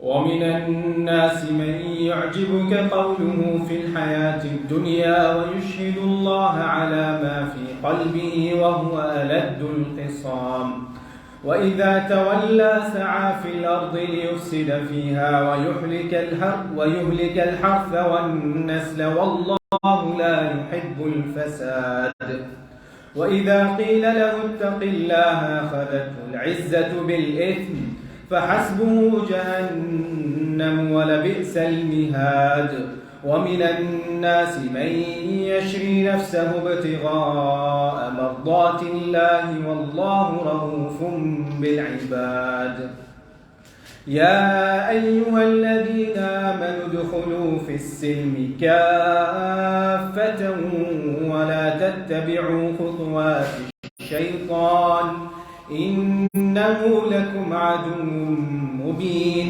فإن زللتم من بعد ما جاءتكم البينات فاعلموا أن الله عزيز حكيم هل ينظرون إلا أن يأتيهم الله في ظلل من الغمام والملائكة وقضي الأمر وإلى الله ترجع الأمور سل بني إسرائيل كم آتيناهم من آية بينة ومن يبدل نعمة الله من بعد ما جاءته فإن الله شديد العقاب زين للذين كفروا الحياة الدنيا ويسخرون من الذين آمنوا والذين اتقوا فوقهم يوم القيامة والله يرزق من يشاء بغير حساب۔ اور لوگوں میں سے ایسے بھی ہیں کہ جن کی بات دنیا کی زندگی میں آپ کو بڑی اچھی لگتی ہے، اور جو کچھ ان کے دل میں ہے اس پہ وہ اللہ کو گواہ بھی بناتے ہیں، حالانکہ ایسے لوگ سخت دشمن حق ہیں۔ اور جب ایسا شخص واپس پلٹتا ہے تو اس کی پوری دوڑ دھوپ زمین میں فساد پھیلانے کے لیے ہوتی ہے، تاکہ وہ فساد پھیلائے اور کھیتی اور نسل کو تباہ کرے۔ اللہ فساد کو پسند نہیں کرتا۔ یہ بتایا کہ کچھ لوگ ہیں کہ ان کے نعرے، ان کی باتیں، تقریریں وہ ایسی ہوتی ہیں کہ بڑی اچھی لگتی ہیں، زبردست پروگرام، زبردست باتیں، اور پھر مزید وہ قسمیں کھا رہے ہوتے ہیں کہ ہم بڑے سچے ہیں، ہم بڑے مخلص ہیں، لیکن ساری کوشش کیا ہوتی ہے کہ وہ زمین میں فساد پھیلائیں، جنگیں چھیڑیں، فصلیں تباہ ہوں، نسلیں لوگوں کی تباہ ہوں، اس طریقے سے وہ ملکوں کے حالات بگاڑتے ہیں۔ فرمایا کہ اللہ فساد کو پسند نہیں کرتا، اور جب ایسے شخص کو کہا جاتا ہے کہ اللہ سے ڈر، تو اس کا وقار اسے گناہ پہ جما دیتا ہے، پھر ایسے شخص کے لیے جہنم کافی ہے اور وہ انتہائی برا ٹھکانہ ہے۔ جب ایسے شخص کو کہا جائے کہ اللہ سے ڈرو بھائی، یہ کام نہ کرو، تو اور زیادہ غصے میں، اچھا میں اللہ سے ڈروں، مجھے کہہ رہے ہیں کہ اللہ سے ڈرو، تو وہ اور زیادہ پھر وہ جرائم اور زیادہ کرنے لگتا ہے، جم جاتا ہے اپنے گناہوں پہ، اپنے کرتوتوں پہ۔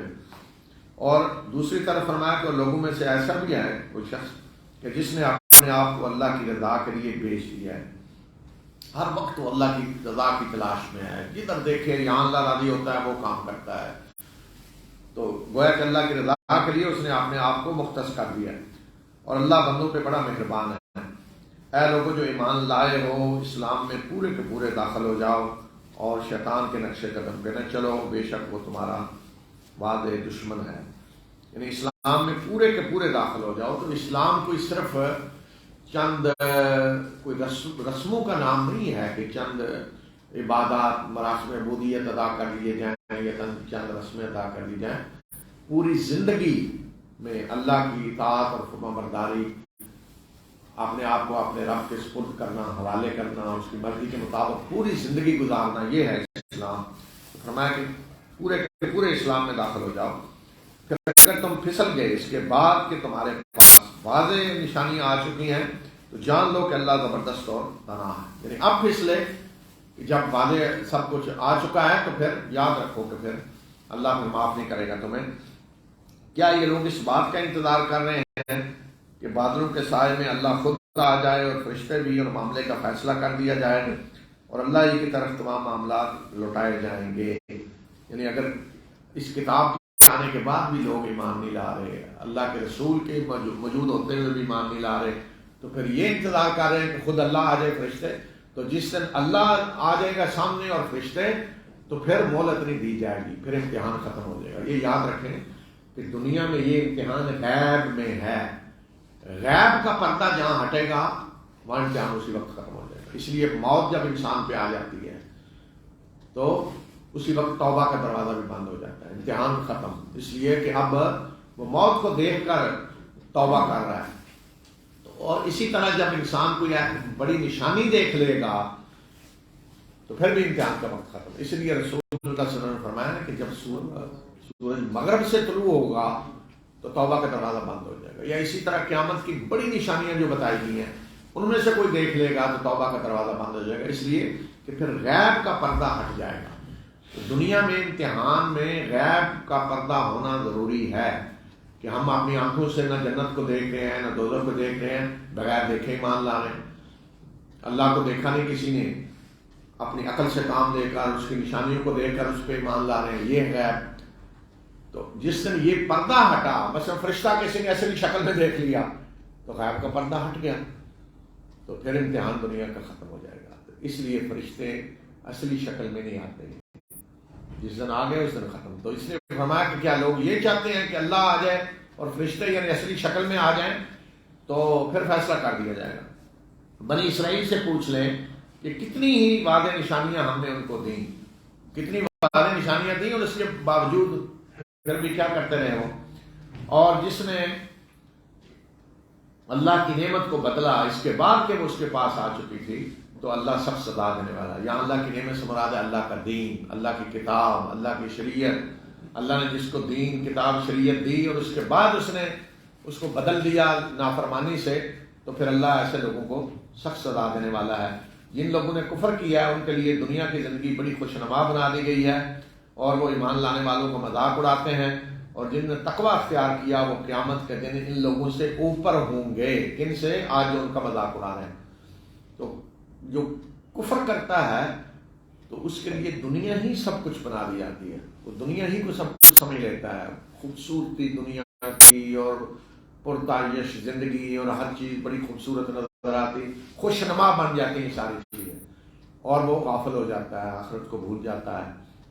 تو یہ اللہ کی طرف سے پھر سزا ہے یہ، اور پھر وہ ایمان لانے والوں کو مذاق اڑاتے ہیں۔ یہ امتحان ہے، اللہ تعالیٰ موقع دیتا ہے، مذاق بھی اڑاتے ہیں، ایمان لانے والوں پہ ظلم بھی کرتے ہیں، اللہ انہیں دنیا کی مال و دولت بھی زیادہ دیتا ہے، لیکن فرمایا کہ جن کا مذاق اڑا رہے ہیں قیامت کے دن وہ ان سے اوپر ہوں گے، اور اللہ جسے چاہتا ہے بغیر حساب رزق دیتا ہے۔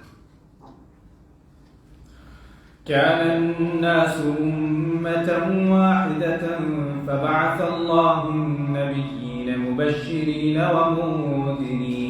ومنذرين وأنزل معهم الكتاب بالحق ليحكم بين الناس فيما اختلفوا فيه وما اختلف فيه إلا الذين أوتوه من بعد ما جاءتهم البينات بغيا بينهم فهدى الله الذين آمنوا لما اختلفوا فيه من الحق بإذنه والله يهدي من يشاء إلى صراط مستقيم أم حسبتم أن تدخلوا الجنة ولما يأتكم مثل الذين خلوا من قبلكم مستهم البأساء والضراء وزلزلوا حتى يقول الرسول والذين آمنوا معه متى نصر الله ألا إن نصر الله قريب۔ لوگ ایک ہی امت تھے، پھر انہوں نے اختلاف کیا، چنانچہ اللہ نے نبی بھیجے خوشخبری دینے والے اور خبردار کرنے والے بنا کر، اور ان کے ساتھ کتاب نازل کی حق دے کر، تاکہ وہ کتاب لوگوں کے درمیان ان باتوں کا فیصلہ کرے جن میں انہوں نے اختلاف کیا، اور اختلاف انہی لوگوں نے کیا جن کو کتاب دی گئی اس کے بعد کہ ان کے پاس واضح نشانیاں آ چکی تھیں، اور یہ اختلاف انہوں نے باہمی سرکشی کے طور پہ کیا۔ پھر ان لوگوں کی اللہ نے رہنمائی کی جو ایمان لائے ان باتوں میں، جس حق کی ان باتوں میں جس میں لوگوں نے اختلاف کیا اپنے اذن سے، اور اللہ جسے چاہتا ہے اس کی سیدھے راستے کی طرف رہنمائی کرتا ہے۔ تو یہ بتایا کہ پہلے لوگ ایک ہی طریقے پہ تھے، ایک ہی امت تھے، یعنی حضرت آدم کے بعد لوگ ایک ہی طریقے پہ چل رہے تھے، کوئی اختلاف نہیں تھا، شرک نہیں تھا۔ پھر لوگوں میں اختلاف ہوا، شرک شروع ہوا۔ اختلاف سب سے بڑا اختلاف کیا ہے؟ شرک۔ تو شرک شروع ہوا، تو پھر لوگ الگ الگ ہو گئے، کچھ توحید پہ ہیں، کچھ شرک پہ ہیں۔ تو پھر اللہ تعالیٰ نے نبی بھیجے، پھر حضرت نوح آئے ہیں سب سے پہلے رسول، اس سے پہلے بھی آئے، حضرت ادریس کا ذکر آتا ہے کہ پہلے، پھر نبیوں کا سلسلہ شروع ہوا، اور پہلے نبی تو حضرت آدم ہیں، انہوں نے اپنی اولاد کو سیدھے راستے پہ چلایا۔ تو نبی آئے خوشخبری دینے والے اور خبردار کرنے والے بنا کر۔ نبی کو ڈنڈے لے کے نہیں آتے کہ لوگوں کو ڈنڈے سے مسلمان بنانا ہے، جو ان کی بات مانتے ہیں انہیں خوشخبری دیتے ہیں وہ، اور جو نہیں مانتے انہیں وہ خبردار کر دیتے ہیں، بھئی جس راستے پہ جا رہے ہو یہ جہنم کی طرف جانا ہے، اور اگر تم اصرار کر رہے ہو جانا ہے تو پھر ٹھیک ہے جہاں دیکھ لو گے، اور جو سیدھے راستے پہ جا رہے ہوتے ہیں انہیں وہ خوشخبری دے دیتے ہیں۔ آپ دیکھیں، آپ اگر لمبے سفر پہ جا رہے ہوں کبھی، جیسے یہاں سے آپ مکہ جا رہے ہیں، لمبا سفر ہے، تو آپ چاہیں گے کہ سائن بورڈ ہونے چاہیے تاکہ آپ مطمئن رہیں کہ آپ سیدھے جا رہے ہیں۔ اگر سائن بورڈ لگے ہوئے ہیں کہ مکہ ادھر ہے، آپ ادھر ہی جا رہے ہیں، اور آ رہا ہے بار بار سائن بورڈ اس پہ کہ مکہ اتنے کلومیٹر ہے، اتنا ہے، اتنا ہے، ادھر ادھر روڈیں، پھر آپ مڑ کے آ رہے ہیں سائن بورڈ پھر مکہ کی طرف سے لگا ہوا ہے، تو آپ مطمئن ہیں کہ آپ صحیح جا رہے ہیں۔ لیکن اگر کوئی سائن بورڈ نہیں ہے کہیں، تو آپ جا رہے ہیں تو ہر وقت شک میں ہے، پتہ نہیں میں سیدھا جا رہا ہوں یا نہیں، پتہ نہیں میں ادھر ادھر تو نہیں کہیں ہو گیا۔ تو اسی طرح اللہ تعالیٰ جب نبی بھیجتا ہے، شریعت کتابیں اللہ کی آتی ہیں، تو سائن بورڈ لگ جاتے ہیں، تو آدمی جب جا رہا ہے تو اسے پتہ ہے میں صحیح راستے پہ جا رہا ہوں۔ یہ ہے خوشخبری کہ اللہ کے نبی بتا دیتے ہیں جو صحیح راستے پہ چل رہے ہیں کہ تم صحیح ہو، اطمینان سے جاؤ، صحیح راستے پہ جا رہے، یہ خوشخبری ہے ان کے لیے، یہ جنت کی طرف جانے والا راستہ ہے، تم پہنچ جاؤ گے۔ اور جو غلط جا رہے ہوں انہیں خبردار کر دیا جاتا ہے کہ تم اصل راستے سے اتر چکے ہو. پھر بھی وہ کہتے ہیں ادھر جانا ہے تو جائیں, کوئی ڈنڈے نہیں ہیں, کوئی فوجیں نہیں اللہ کے نبی لے کر آتے. تو یہ فرمایا کہ نبی خوشخبری دینے والے اور ڈرانے والے بن کر آئے, اور ان کے ساتھ اللہ نے کتاب بھی نازل کی تاکہ لوگوں نے جن باتوں میں اختلاف کیا ہے ان میں کتاب فیصلہ کرے. اور اختلاف کیوں ہوتا ہے؟ ایک وجہ تو اختلاف کی ہے کہ کتاب نہیں ہے, اللہ کے نبی نہیں, اس وجہ سے لوگ مختلف فرقے ہیں. لیکن زیادہ تر اختلاف جو ہوا ہے وہ کتاب آنے کے بعد, نبی آنے کے بعد, سرکشی کی وجہ سے. ہر ایک اپنا جھنڈا بلند کرنا چاہتا ہے, ہر ایک اپنا فرقہ بنانا چاہتا ہے, اس وجہ سے اختلاف ہوا. اس لیے فرمایا کہ یہ اختلاف اس وجہ سے نہیں ہوا, کتاب نہیں تھی, بلکہ جن کو کتاب دی گئی انہوں نے اختلاف کیا. باغیم بینہم, باہمی سرکشی, میں بڑا ہوں, دوسرا کہتا میں بڑا ہوں. اور پھر جو ایمان لائے ان کو ان کی اللہ نے اپنے اذن سے رہنمائی کر دی کہ اس اختلاف میں حق کیا ہے, ان کے حق کی طرف اللہ نے رہنمائی کر دی. تو جو آدمی صحیح راستہ چاہتا ہے تو اختلاف میں بھی اللہ اس کی رہنمائی کر دیتا ہے کہ یہ ہے سیدھا راستہ. تو دنیا میں دیکھیں امتحان ہو رہا ہے انسان کا, یہاں اختلاف ہوں گے, بڑے اختلاف بھی ہوں گے, یہ شرک ہے, یہ کفر ہے, یہ ایمان ہے, اور خود ایمان لانے والوں میں بھی ہوں گے اختلاف. تو یہاں امتحان یہ ہے کہ آپ نے, اللہ نے آپ کو جو قوتیں صلاحیتیں دی ہیں, جو عقل دی ہے, اس سے کام لے کر پہچانیں کہ سچ کیا ہے. آج لوگ بات کرتے ہیں جی کیا کریں جی, کوئی کہہ رہا ہے, کوئی, تو کہتے رہیں, آپ کا کام ہے کہ آپ دیکھیں کہ صحیح کون ہے, صحیح بات کون کہہ رہا ہے. عقل اللہ نے دی ہے, پہچانیں صحیح بات کون کہہ رہا ہے, دلیل کوئی دے رہا ہے کیسی ہے, عقل کو استعمال کریں تو پہچان لیں گے. دنیا میں آپ کوئی چیز خریدنے جاتے ہیں تو کتنی دکانیں ہوتی ہیں, کوئی یہ وہی چیز یہ بھی بیچ رہا ہے, یہ بھی آپ کتنا چیک کرتے ہیں کہ اصلی چیز کون سی ہے, جعلی کون سی ہے. اسی طرح دین کے معاملے میں بھی تحقیق کرنی چاہیے. بے شک ہزاروں لوگ ہوں, ہزاروں فرقے ہوں, عقل سے آدمی کام لے تو پہچان لیتا ہے کہ حق پہ کون ہے. یہی امتحان ہے اس دنیا کے اندر. کیا تم نے سمجھ لیا ہے کہ تم ایسے ہی جنت میں داخل ہو جاؤ گے, حالانکہ ابھی تک تم پہ وہ حالات نہیں آئے جو ان لوگوں پہ آئے جو تم سے پہلے گزرے ہیں.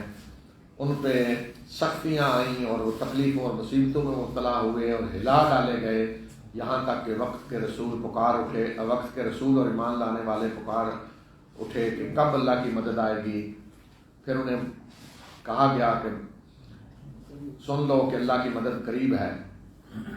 تو یہ کن کو کہا جا رہا ہے؟ مسلمانوں کو, مومنوں کو. کہاں یہ آیات نازل ہوئی ہیں؟ مدینہ کے اندر. یہ 13 سال مکہ میں ستایا گیا تھا, اذیتیں دی گئی تھیں. پھر وہاں انہوں نے اپنے گھر بار چھوڑے, اپنے مال متاع, گھر بار, خاندان, قبیلے سب چھوڑ کر مدینہ آئے ہیں. پھر یہاں مسلسل جب سے آئے ہیں ستائے جا رہے ہیں, جنگیں کرنی پڑ رہی ہیں, معاشی حالات خراب ہیں. تو یہاں بھی انہیں کہا جا رہا ہے کہ ہم حسبتم ان تدخلوا الجنہ, کیا سمجھ لیا کہ ایسے ہی جنت میں چلے جاؤ گے؟ نہیں, ایسے نہیں ہے. ولما یاد, ابھی تک تو تم پہ وہ حالات آئے نہیں جو پہلے لوگوں پہ آئے, پہلے انبیاء کی امتوں پہ جو آئے وہ ابھی تم پہ آئے ہی نہیں ہیں, یعنی آنے ہیں ابھی. اور کس طرح کے آئے کہ مستہم البأساء والضراء, سختیاں آئیں, مصیبتیں, تکلیفیں, اور ہلا کے رکھ دیے گئے. وزلزلوا, یہاں تک کہ رسول اور ایمان لانے والے پکار اٹھے کہ اب اللہ کی مدد کب آئے گی, اور کیا ہونا ہے اس سے زیادہ, کب ہے اللہ کی مدد. پھر انہیں خوشخبری دی گئی کہ اب اللہ کی مدد قریب ہے. تو یہ جو ہے نا زلزلوا, ہلا کے رکھ دیا گیا. تو یہ کب یہ مرحلہ آیا کہ جہاں اللہ تعالیٰ نے فرمایا کہ ہلا کے رکھ دیے گئے؟ یہ جنگ خندق کے موقع پہ آیا. سورہ احزاب میں جنگ خندق کا جہاں ذکر ہے تو وہاں فرمایا کہ اہل ایمان کی حالت یہ ہوگی کہ زلزلوا, ہلا کے رکھ دیے گئے. تو یہ آخری درجہ تھا آزمائش کا. تو اسی لیے جب جنگ خندق سے دشمن واپس گئے تو رسول اللہ صلی اللہ علیہ وسلم نے وہیں اعلان فرما دیا کہ اب یہ نہیں حملہ کرنے آئیں گے, اب ہم جائیں گے. اب کامیابی کی ابتدا ہو گئی ہے, اب مدد اللہ کی آ گئی ہے. تو یہ ہے آزمائش جو اللہ کی طرف سے آتی ہے کہ ہلا کے رکھ دیا گیا. فرمایا کہ اس طرح کے حالات گزرے ہیں تو تم ابھی سمجھ رہے ہو کہ ایسے ہی جنت میں چلے جاؤ گے. تو ذرا غور کریں وہ لوگ جن کی اتنی قربانیاں انہیں کہا جا رہا ہے کہ تم ایسے ہی جنت میں چلے جاؤ گے, ابھی تک کچھ ہوا ہی نہیں. تو آج ہماری پھر کیا ہے؟ ہم نے تو کچھ کیا ہی نہیں. ہم تو اعمال کرنے کے لیے یہ مصیبتیں تکلیفیں تو کیا, ہم تو چند آسان عمل کرنے کے لیے تیار نہیں ہیں, اور اس کے بعد بھی ہم یہ سمجھتے ہیں جنت بک ہو چکی ہے, جنتی پکا فلاں جنتی جنت بک ہو چکی ہے حالت. تو یہاں دیکھیں کن کو کہا جا رہا ہے کہ کیا تم ایسے ہی سمجھ لیا تم نے کہ جنت میں چلے جاؤ.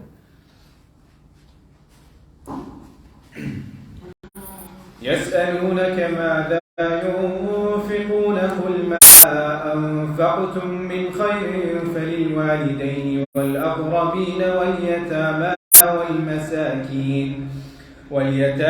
والمساكين وابن السبيل وما تفعلوا من خير فإن الله به عليم. كتب عليكم القتال وهو كره لكم وعسى أن تكرهوا شيئا وهو خير لكم وعسى أن تحبوا شيئا وهو شر لكم والله يعلم وأنتم لا تعلمون. يسألونك عن الشهر الحرام قتال فيه قل قتال فيه كبير وصد عن سبيل الله وكفر به والمسجد الحرام وإخراج أهله منه أكبر عند الله والفتنة أكبر من القتل ولا يزالون يقاتلونكم حتى يردوكم عن دينكم إن استطاعوا ومن يرتد منكم عن دينه فيمت وهو كافر فأولئك حبطت أعمالهم في الدنيا والآخرة وأولئك أصحاب النار هم فيها خالدون. إن الذين آمنوا والذين هاجروا وجاهدوا في سبيل الله أولئك يرجون رحمة الله والله غفور رحيم. یہ لوگ آپ سے پوچھتے ہیں کہ کیا خرچ کریں.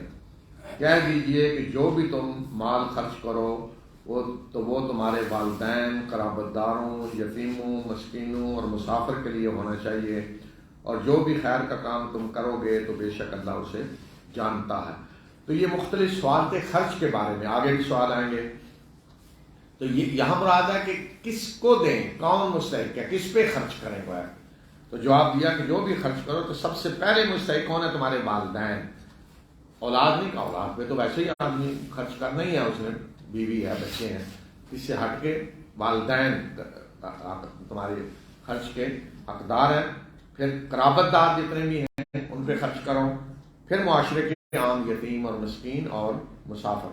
آپ دیکھیں گے ہر جگہ جہاں بھی اللہ کے راستے میں خرچ کا ذکر آ رہا ہے, زکوٰۃ کی مدوں میں مسافر کا بھی ذکر آ رہا ہے. اس لیے کہ مسافر بعض دفعہ سفر کی وجہ سے ایسی حالت میں آ جاتا ہے کہ محتاج ہے. بے شک وہ اپنی جگہ کو امیر آدمی ہو, لیکن سفر میں ایسی کیفیت بن جاتی ہے کہ وہ بالکل فقیر بے بس ہو جاتا ہے. بہرحال آج کا دور تو اب بدل چکا ہے, اس دور میں تو بہت زیادہ اس کے امکانات تھے. تو یہ فرمایا کہ جو بھی خرچ کرو گے خیر تو اللہ اسے جانتا ہے. یہ یاد رکھو, تمہاری کوئی خرچ کی ہوئی چیز ضائع نہیں جائے گی. تو خرچ جو ہے اس کا اجر کیوں زیادہ ہے؟ صدقہ خرچ, کہ جب ایک آدمی دے رہا ہے اللہ کے لیے, کوئی ریاکاری نہیں, کچھ نہیں, تو اس یقین کے ساتھ دے رہا ہے کہ آخرت میں مجھے ملے گا. تو گویا کہ اللہ پر بھی اس کا پختہ ایمان ہے, آخرت پر پختہ ایمان ہے, اس کے بغیر آدمی خرچ ہی نہیں کر سکتا. تو اس لیے صدقہ خرچ کرنا اس کا بہت بڑا اجر ہے. اور بتا دیا کہ کون مستحق ہے. تم پہ جنگ فرض کی گئی حالانکہ وہ تمہیں ناپسند ہے, اور ہو سکتا ہے کہ تم کسی چیز کو ناپسند کرو اور وہ تمہارے لیے بہتر ہو, اور ہو سکتا ہے کہ تم کسی چیز کو پسند کرو اور وہ تمہارے لیے بری ہو, اور اللہ جانتا ہے اور تم نہیں جانتے. اب جنگ جب فرض کی گئی تو اچھی نہیں لگ رہی تھی. جنگ ہے, خواہ کو کتنی بھی قربانی دینے کے لیے تیار ہو، کتنا ہی پختہ ایمان ہو، بہرحال جنگ تو جنگ ہے، جان دینے کو آسان نہیں ہوتا. تو اس لیے فرمایا کہ تمہیں یہ ناپسند ہے جنگ، لیکن ضروری نہیں کہ جو چیز تمہیں ناپسند ہو تو وہ بری ہے. نہیں، بہت ساری چیزیں جو تمہیں پسند نہیں ہوتی وہ تمہارے لیے اچھی ہوتی ہیں، اور بہت ساری ہیں جو تمہیں پسند ہوتی ہیں اور تمہارے لیے بری ہوتی ہیں.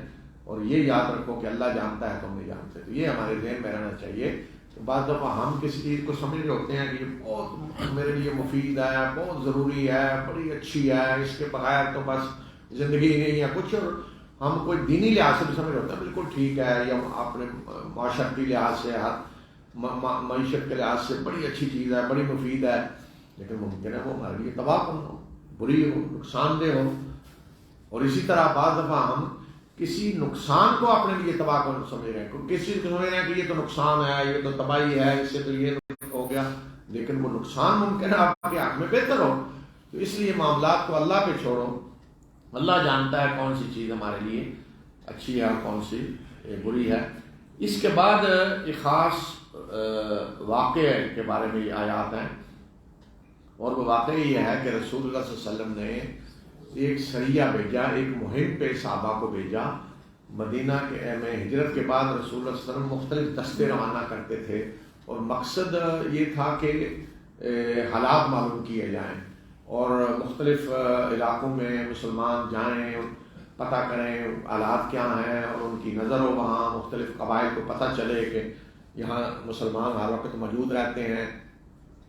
تو اس مقصد کے لیے آپ نے ایک گروپ بھیجا مکہ اور طائف کے درمیان وادی نخلہ. انہوں نے کو ایک خط دیا کہ یہ خط ایک دن سفر کرنے کے بعد کھولنا ہے. تو جب خط کھولا تو اس میں لکھا تھا کہ جو جانا چاہتا ہے جائے آگے، اور جو واپس آنا چاہتا ہے آگے. اس لیے کہ بڑی مشکل مہم تھی کہ دشمنوں کے گھر میں جانا تھا، قریش کے پاس جا کے جاسوسی کرنی تھی، اور آپ نے منع کیا تھا کہ جنگ نہیں کرنی. تو یہ لوگ جب وہاں گئے، سارے کے سارے وہاں چلے گئے، وہ واپس نہیں آیا. جب وہاں گئے تو دیکھا کہ قریش کا ایک قافلہ آ رہا ہے، تجارتی قافلہ، اور حرام مہینہ شروع ہونے والا تھا. تو انہوں نے کہا کہ اگر اس پہ حملہ نہ کیا تو حرام مہینہ شروع ہو جائے گا، اور پھر یہ جا کے بتا دیں گے ہماری جانیں خطرے میں پڑ جائیں گی. تو انہوں نے ان پہ حملہ کر دیا، ایک آدمی قتل ہو گیا، ایک کو قیدی انہوں نے کر لیا، ایک کو بھاگ گیا، اور یہ وہ تجارتی سامان سارا لے کر مدینہ آ گئے. تو رسول اللہ صلی اللہ علیہ وسلم نے اعلان کر دیا کہ میں نے جنگ کا حکم نہیں دیا تھا، جو شخص پکڑ کے لائے اس کو آپ نے سرکاری طور پہ قیدی نہیں بنایا، جو مال لے کر آئے اس کو بھی آپ نے مال غنیمت قرار نہیں دیا. جو ہوتا ہے نا سرکاری طور پہ حکومت جو اعلان کر دیتی ہے کہ ہم نے قیدی نہیں بنایا، ہم نے اس کو جنگ نہیں سمجھتے. تو لیکن اس کے باوجود قریش کو اور سارے سب کو موقع مل گیا کہ دیکھیں انہوں نے حرام مہینے کی حرمت پامال کی ہے اور حرام مہینے میں جنگ کی ہے، یہ بڑے دین کے ٹھیکیدار بنے ہوئے ہیں، دیکھیں ان کی حرکتیں کس قسم کی ہیں، یہ کہتے کچھ ہیں کرتے کچھ ہیں. سخت پراپیگنڈا شروع ہو گیا قریش کی طرف سے، یہودیوں کی طرف سے، منافقوں کی طرف سے. تو مسلمان عجیب سی صورتحال میں آ گئے کہ ہر طرف سے حملے ہو رہے ہیں. تو یہ آیات پھر نازل ہوئی. اللہ تعالیٰ نے جواب دیا مسلمانوں کی طرف سے، یہ لوگ آپ سے حرام مہینے میں جنگ کے بارے میں پوچھتے ہیں کہ حرام مہینے میں انہوں نے جنگ کی ہے. کہہ دیجئے کہ حرام مہینے میں جنگ کرنا بہت بڑی چیز ہے، بہت بڑا گناہ ہے، بری چیز ہے.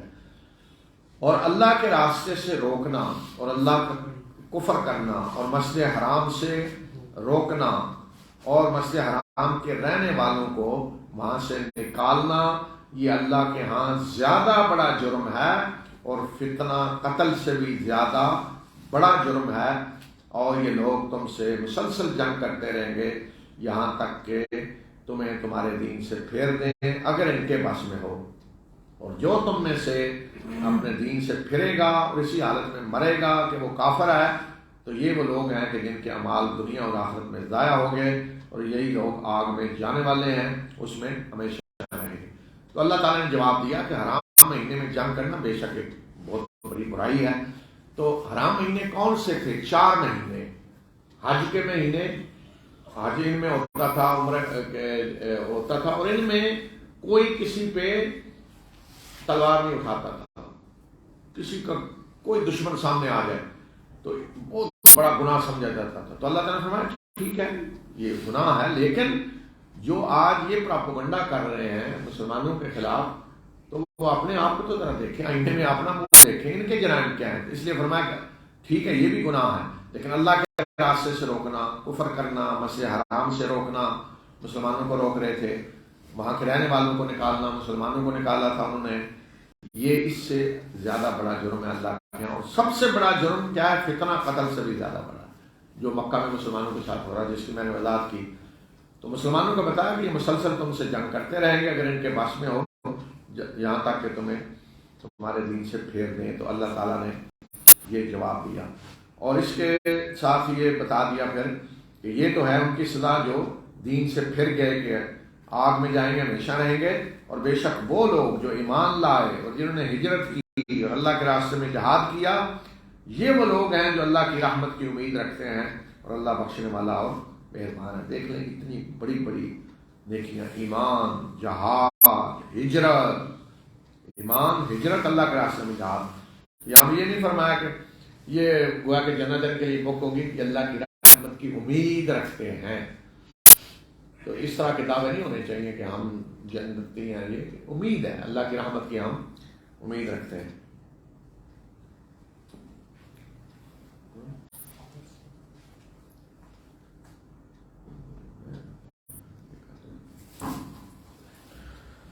يسألونك عن الخمر والميسر قل فيهما إثم كبير ومنافع للناس وإثمهما أكبر من نفعهما ويسألونك ماذا ينفقون قل العفو كذلك يبين الله لكم الآيات لعلكم تتفكرون في الدنيا والآخرة ويسألونك عن اليتامى قل إصلاح لهم خير وإن تخالطوهم فإخوانكم والله يعلم المفسد من المصلح ولو شاء الله لأعنتكم إن الله عزيز حكيم.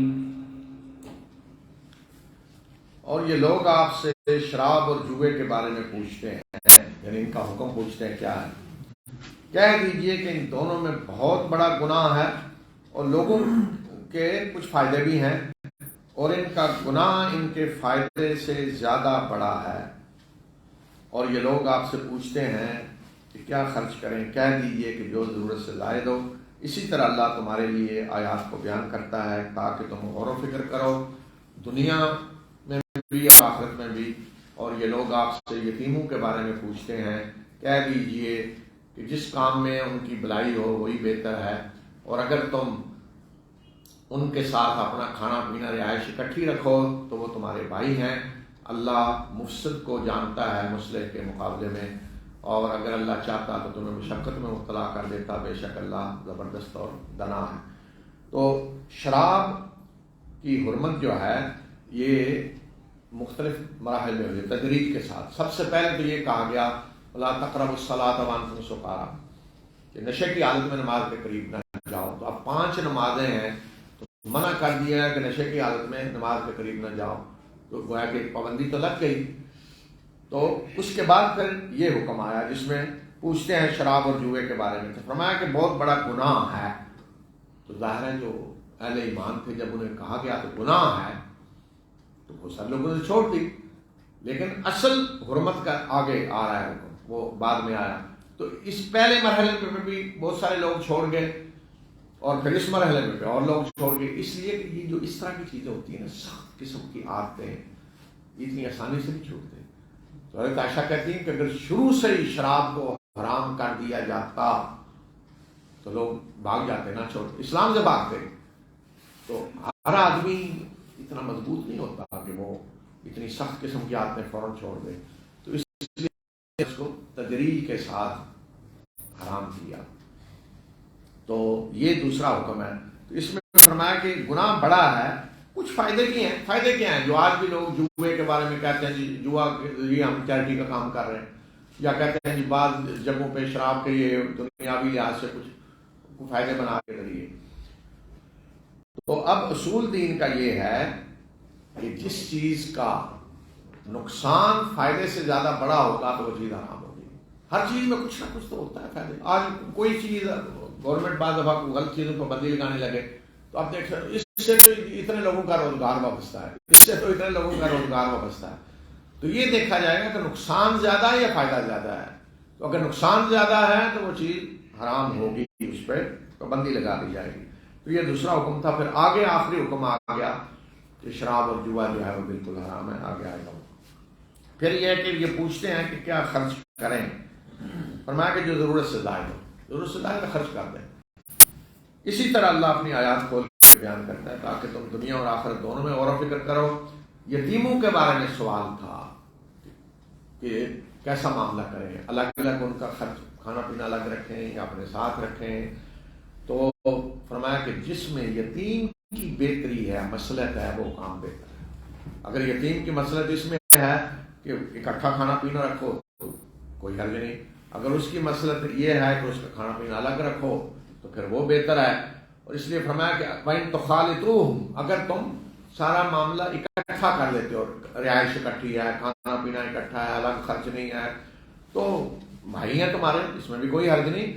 اور اصل چیز یہ ہے کہ اللہ جانتا ہے کہ کون یتیم کے لیے اصلاح کا کام کر رہا ہے, یتیم کی فلاح و بہبود کا کام کر رہا ہے, اور کون فسادی ہے, اللہ جانتا ہے. تو اصل چیز یہ نہیں ہے کہ ہم نے جی صاحب لگ رکھا ہوا ہے یا اکٹھا رکھا ہوا ہے.